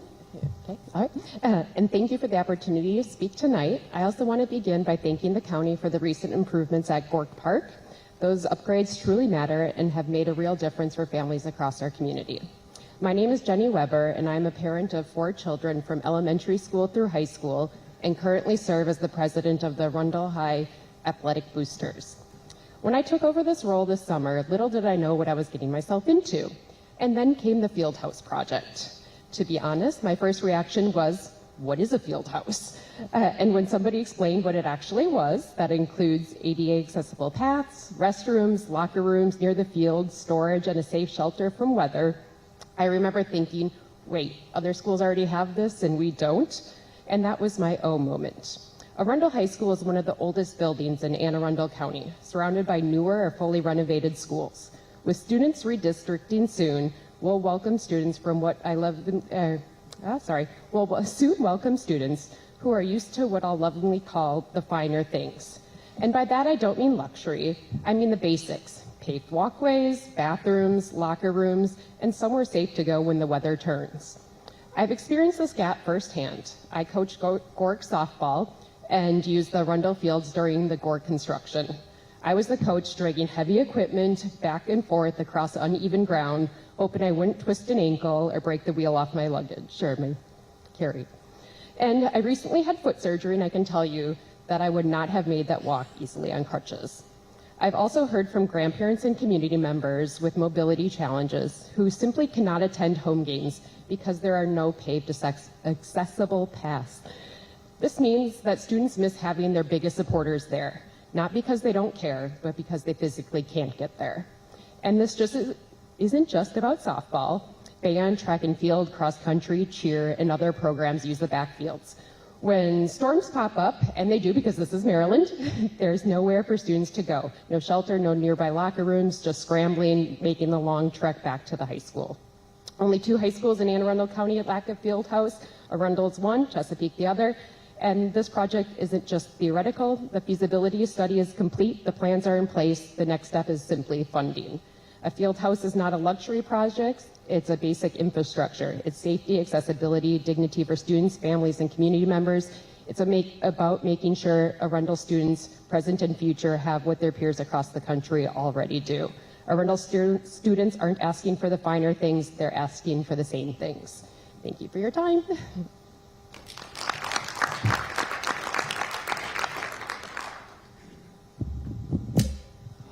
Good afternoon, guys. My name is Ethan Vivale.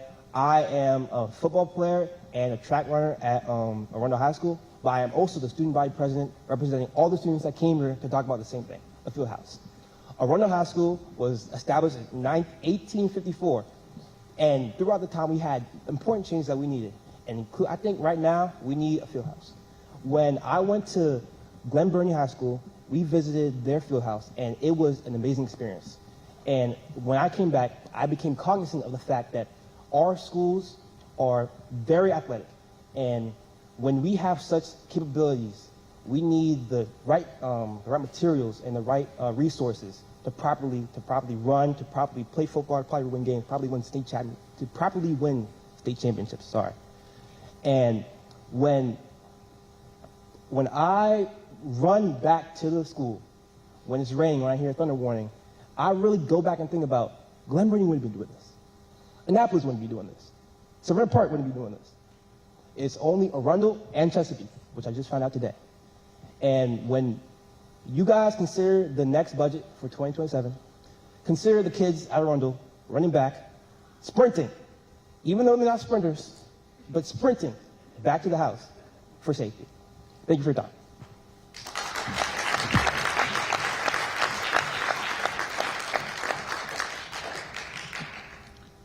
All right, up next, Mike Shire.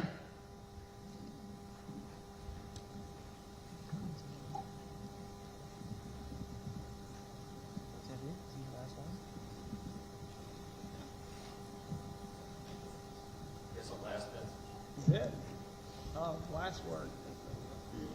Well, unless there are others. Did you take notes on my speech? I did. I knew you did. Yeah, you know me. All right. I do need to correct an error from what I said last night. I said it took 25 minutes for the fire department to get to me when I needed help. I checked. It was actually 31. It was 31 minutes while I was having trouble breathing. Mr. Volke, I can appreciate what you said. I especially appreciate that you called us special. Very much appreciate that. The county council has been great partners in helping to attract police officers to our county. But I'm here, Mike Shire, representing the Anne Arundel County Fraternal Order Police, because the county executive has not achieved his goals. And he and the public need to know, and this is the forum for them to hear the real problem. But this is about the budget, so let's talk about budget. I have a budget for my family. The first thing that I budget for is housing and food. Those are the most important things, the fundamental obligations that I have for my family. Mr. County Executive, you said that public safety is the most fundamental obligation for your government. You've repeatedly committed yourself to the goal of proper staffing for our police and fire department. And you've said in this public forums that you have fallen short over the years. Like my friends in the fire department, I have helped get you elected. I held a sign just down the street because we believed in your commitment to staff our public safety agencies the way they should be, something that nobody had been doing, none of the county executives before had been doing. So why are we here? We're here because our police staffing is down. It's down over 5 years. I wish I didn't have to be here. They wish they didn't have to be here. But we are here because it is our job as citizens, as public servants, to hold our government officials accountable. You made it a commitment. It's not just our right to hold our public officials accountable, our elected officials, but it is our responsibility as American citizens, as citizens of Maryland and Anne Arundel County, to hold you, all of you who have been elected to your positions, to the commitments that you have made to the citizens of this county.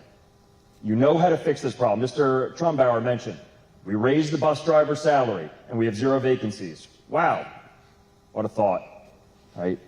We have 787 police officers. That's a 30% deficit from where you, Mr. Pittman, have said we should be at 1,100. You said 825, 1,100, 1,200, 1,364. We have 787. We haven't even hit the lowest target.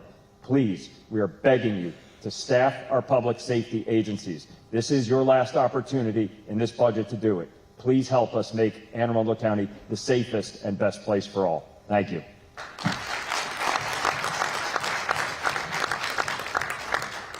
All right, does anyone feel moved to share anything? All right, line up at the microphone, please. Please state your name, and you'll have 2 minutes. Appreciate it. Councilman Pittman. Thank you, Mr. Wilkie. My name is Mike Fuller. I'm a site manager for the food pantry at the YMCA here in Pasadena, and I'm here advocating. I'm sorry, could you speak into the mic? I'm advocating for the Anne Arundel County Food Bank and increasing their budget to $2 million for fiscal 27. The amazing employees at the food bank have just been, wonderful in everything that they do. So increasing their budget to these great people obviously will go far in our community. But I wanted to kind of talk more on a personal note, being in one pantry. I took it over in August, and we served 1,103 individuals and distributed 6,000 pounds of food. That increased over the next couple of months. Obviously, November with the SNAP shutdown and the government issues that we had, we'd increased that particular month to where we served over 1,600 individuals and 10,000 pounds of food. That wouldn't have been possible without the support from the Anne Arundel County Food Bank. And to kind of put that in perspective, if you look around the auditorium here, there's probably about 1,100 to 1,200 seats. So every empty seat you see in here is somebody that's hungry in our community. So I'm asking, one, to increase that budget, but looking at like this seat right here, this is Mr. Nightingale's seat. He's an 89-year-old veteran that comes in every Saturday morning at 10 o'clock and waits in line. He walks in with his walker, and as far as I feel, no veteran should ever go hungry in our country. If you served our country, you should have access to food. On the right, this seat right here to my right, that's Miss Hope, who takes care of anywhere from 8 to 12 people at a woman's home nearby from domestic violence women. And she comes in and feeds and takes care of those 6 to 10 women. The seat on the other side of there, that's Mr. Bobby. He's an 82-year-old gentleman that comes in. He's visually impaired, but somehow he drives and makes it, and he counts his steps into the center every Saturday morning as well. And those are the people that I just want to point out. Those are the people that we're serving here in our community. And without the $2 million for the food bank, I know that some of these folks are basically just going to lose their opportunity for this service. So I ask that you just support them and help us do what we can individually as well. Thank you, gentlemen. I think I got it.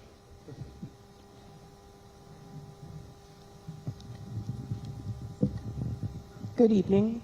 My name is Veronica Lathram, and I am branch manager of Mountain Road Library, one of 2 libraries in District 3, along with Rivera Beach Library.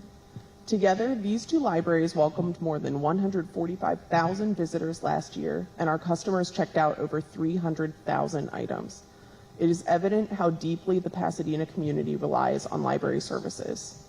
Both libraries in our district are dedicated to supporting and empowering residents, and we are committed to creating a true place of belonging, a space where everyone is welcome, respected, and supported. The Mountain Road branch moved to Lakeshore Plaza a little over 2 years ago. Since that move, we have realized how much more visible and accessible we are to the greater Pasadena community, to include now being on a public transit line. We love being on the Move Bus line. While maintaining our dedicated regulars, we have had so many new library users come to our programs and utilize our services. Every library branch in the county has a coat rack for patrons to donate and take coats as needed, no questions asked. At our new location, it has been difficult to keep our rack stocked. Every one of my staff could tell you a story of someone coming in and asking us if these coats were really free. Just last week, I had a patron model her new coat for us. She was so grateful. She said she really needed a winter coat. Meaningful interactions like these happen every day across our library system. Our county libraries play an essential role in strengthening our community. Libraries are needed now more than ever. We would not be able to meet our community's needs without our library staff. Today's staff can be seen wearing many hats. Sometimes we're behaving as social workers, IT techs, job counselors, educators, peacemakers. We meet people where they are and help them move forward toward their goals. To continue providing these high-quality services our community relies on, we respectfully ask the county to honor the recent collective bargaining agreement by funding the 3% merit increase and the 3% cost of living adjustment for all library staff. In closing, I would like to thank you both, and I would like to welcome you all to come visit us at the library. Thank you.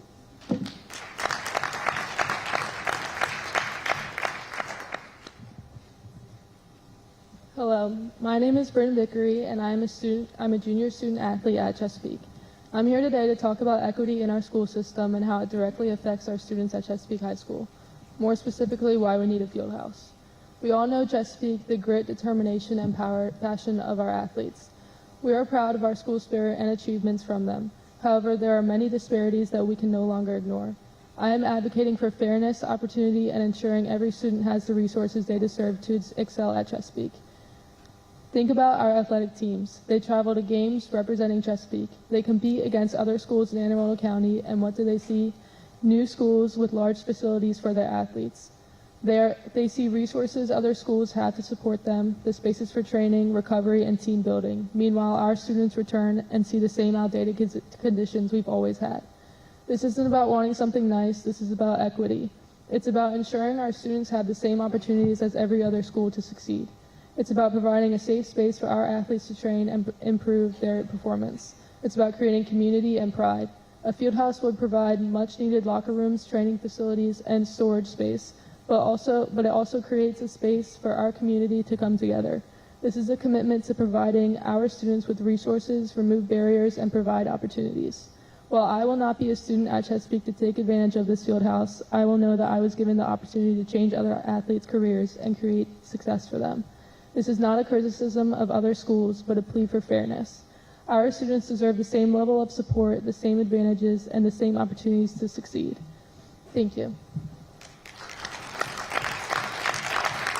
All right, that concludes public comments, but before we shift into closing remarks, we're going to give some time to Delegate Congolo, who I remember you promised could speak at our delegation meeting.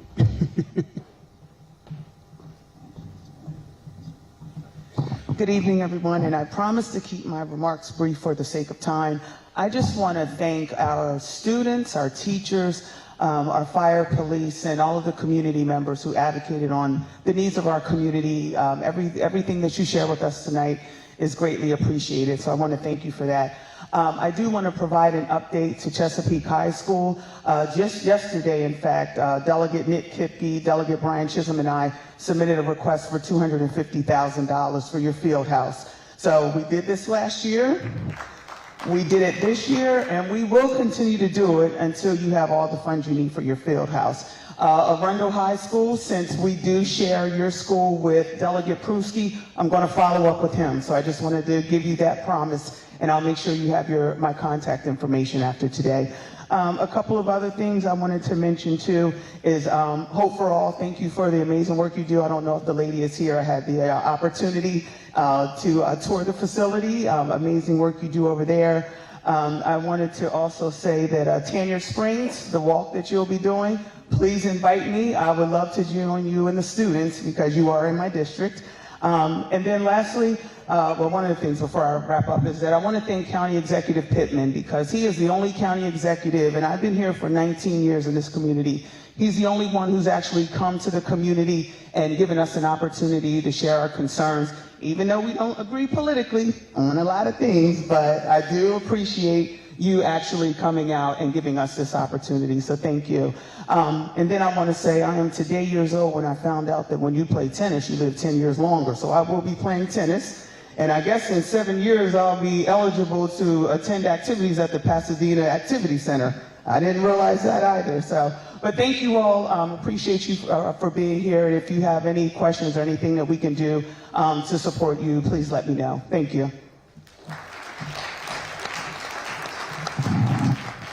All right, thank you, Delegate, and thank you to everyone for sharing your comments and for being here with us tonight. Just as a quick reminder, if there's anything else you would like to share, we are still taking comments, which you can submit to budget-comments@aacounty.org.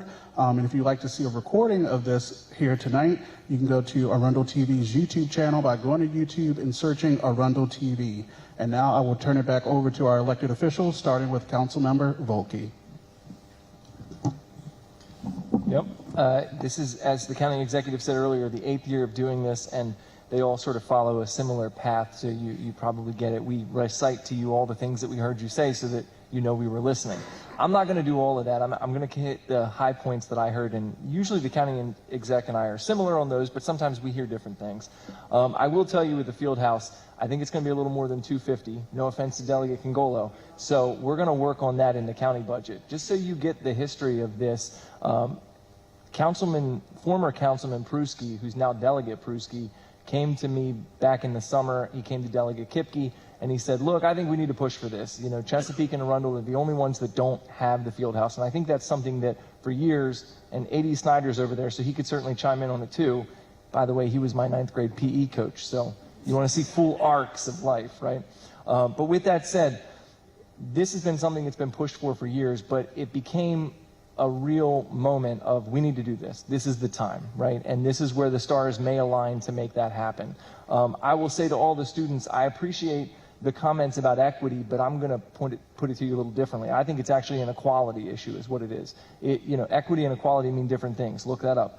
But equality is that everybody else in the county has it, so we should get it too, right? We need to be equal with them, and that is why we're pushing hard for this, and that is what we're going to try to do with this budget. So I know that when we get the capital budget, I'm going to be looking hard to see, is this in there? And if it's not, let's make sure we can get it in there, okay? So I don't like to promise things if I can't deliver, so I'm not going to make any promises other than to say I will fight my tail off to get the field house money this year in the budget, because as I said, this is the year where I think the stars may align. So that's that piece of it. For what I will call truly special, the people who are here, and that's the police, the fire, the teachers, thank you all for coming out. And that's not to discount from any other groups that are here, because I'll touch the food bank in a second, I'll come to the animal shelter in a second. But for those groups, I just want to say thank you to all of them, and I want to say that Anne Arundel County is special because you are so special. And to my friend Brian, who brought up, how, not just him, but all of the firefighters who spoke, Adam mentioned this too, Ian mentioned it, but do I feel safe in this county? I feel safe because of you. That's what I want you to know, okay? I feel safe because there are people like you who get up every single day and who are willing to put on the uniform and who are willing to go into the school building and who are willing to do these jobs that we need you to do for us to make our community a better place. Can we do better? Absolutely. Are we going to keep working to do better? Absolutely. But you are special, and because of what you do, you make us feel safer. So I don't want to take away from what you're making in terms of your points, because they are good points and we will keep working on it. But I want you to know that I do appreciate it, and I know everybody appreciates what you do. It's not just words. I think you can see that in the last 8 years, since I've been elected and county exec's been elected, you can't say that this county has gone in the wrong direction. You can say that there are things we need to do better, but you can't say that we haven't invested in those things, because we have. And I've actually voted for quite a few of those budgets. So there's that. When it comes to the food bank, you guys were not even a line item in our budget years ago. I remember a time before that. And then in COVID, that became, we started to put a high amount of infusion of capital in, and we saw some really good returns on that. And that's continued to increase over time. I will let the county exec sort of speak more to how he makes those decisions, but I think you all have done a great job of highlighting the need, so thank you. And thank you for coming out.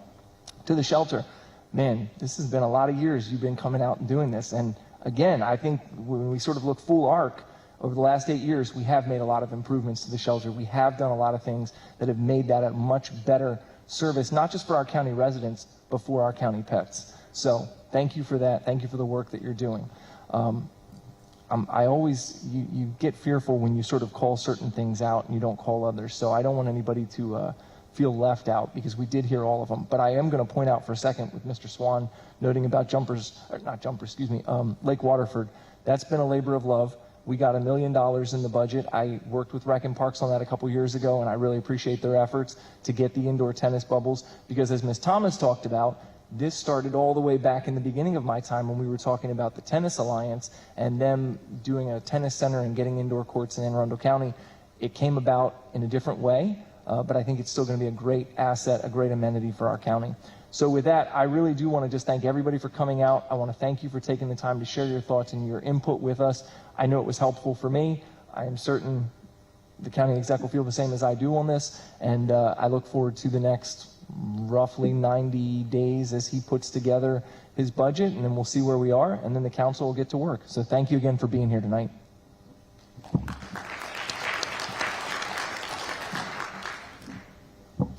Yeah, so I don't know what's going on. The Wildcats and the Cougars seem to be like friendly with each other. So I don't know, when you go out, what? It's a feline thing, I guess. Yeah. Well, no, it seems to be a coalition, and it's pretty cool because both have been at town halls in each other's districts and in other districts, and it's great to hear so many students speaking so eloquently about the needs. And I'm not going to go through everybody, but it's been, well, let me just list them. Just for you, I'm going to list the list. The field houses, lowering taxes, raising taxes, AACPS budgets, special educators, TAs especially, Lake Waterford, bocce and tennis, Jumpers Hole Road multiple times, some slightly different views on it, but everybody wants to get moving. And let me just stop on that one and say the speed of capital projects is frustrating. It's slow. Government is slow and it does things. And we keep I feel like banging our head against the wall.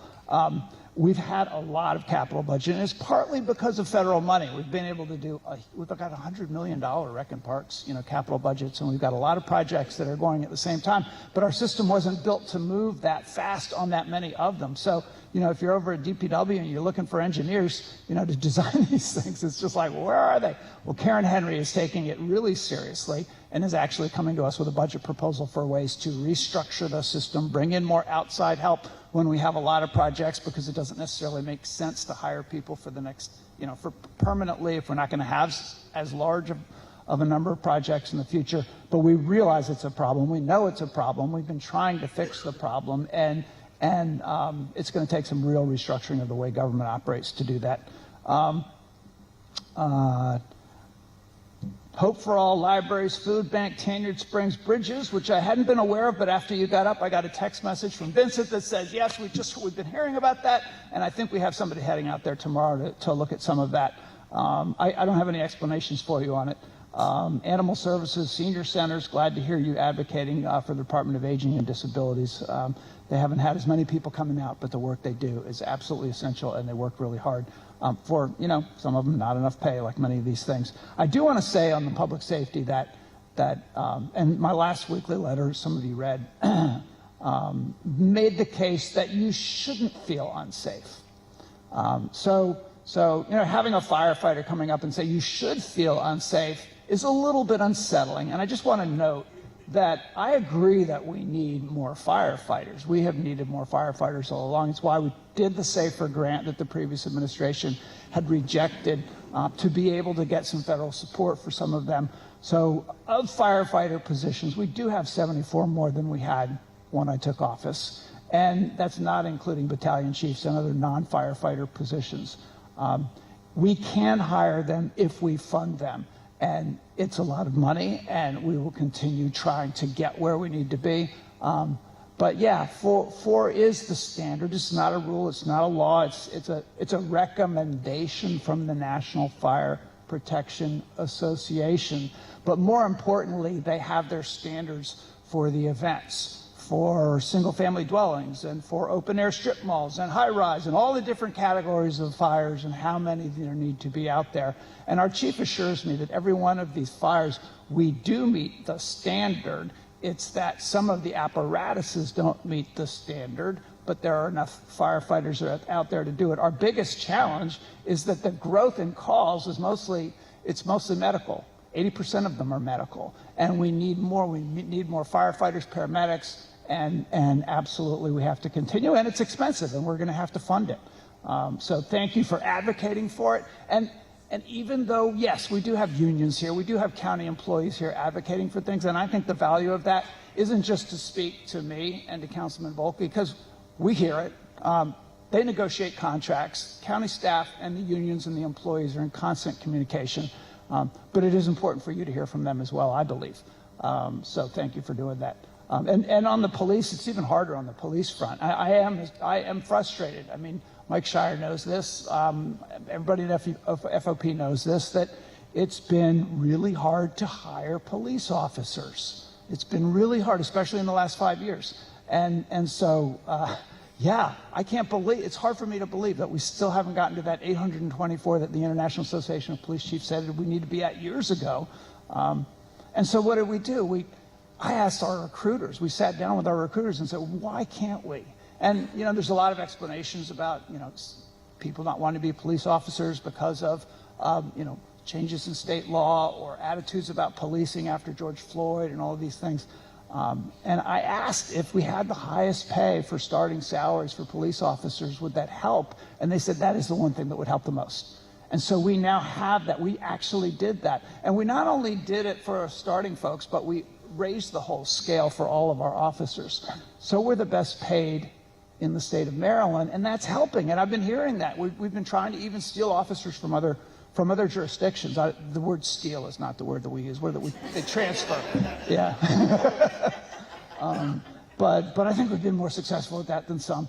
I'm not saying we've done everything perfectly, but I can swear that we've been listening. We've been talking to our unions. We've been talking to the management. We've been talking to our chief, and we've been talking to our recruiters, and doing things to change, to make it more desirable to work in Anne Arundel County as a police officer. So we could create 100 positions, but it's not going to change the number of police officers that we have. We have to get to the goal. We have to fully staff it, and then we add more positions. Nobody. I don't think anyone on the council wants to just create positions to make it look good. You know, and for our teachers, TAC, and really all of our school personnel, man, do I wish that I mean, we have made progress. Obviously, we've made progress. But I continue to believe that, you know, our future, our economy, even our economic growth depends on the quality of our education system, and our future depends on it. And a lot of us have this feeling that, like, the next generation is not really prepared for the workforce, and those kind of, you know, it's a feeling of doom almost. And it doesn't come, I get the opposite feeling often when I meet some of the students, some of the ones on our youth advisory committee. They're so damn brilliant, like, you know, turn it over to you next year if you want it. No, not quite, but I think we have future leaders, but there is no question in my mind that investments in education are the most secure. We know that that's going to pay off. And in Anne Arundel County, the investments that we have made we're showing that the blueprint for Maryland actually works if you fund it. And our community schools, the ones with the highest poverty levels, the ones with the lowest test scores, are actually increasing faster than any of our other schools because we have invested in those. So investment actually works in education, I believe, not just randomly, but if you target it to what works. But we know that paying teachers more makes it easier to recruit them. We made progress on that front. We got to the starting salary of $60,000 quicker than a lot of others. We accelerated that. We have some compression issues now. I know, yeah, we talked about that, and we want to fix all that. But I will say, as you saw the numbers, it's a tough year, and our number one priority is to protect our people from any harm, and to protect especially the most vulnerable from harm. So my commitment is particularly that, but we're in better shape than most counties, and we're certainly in better shape than the state. $120 million year over year increase in revenue. That is damn good. I remember back when it was like $50 million a year back in the day before I was around, and I thought 120, we can do everything, but costs go up so much that no, we can't do everything. So it's a challenge like it is every year, but the main thing I want to say is thank you for showing up, spending the time, sticking it out till the end, and being so eloquent in your testimony.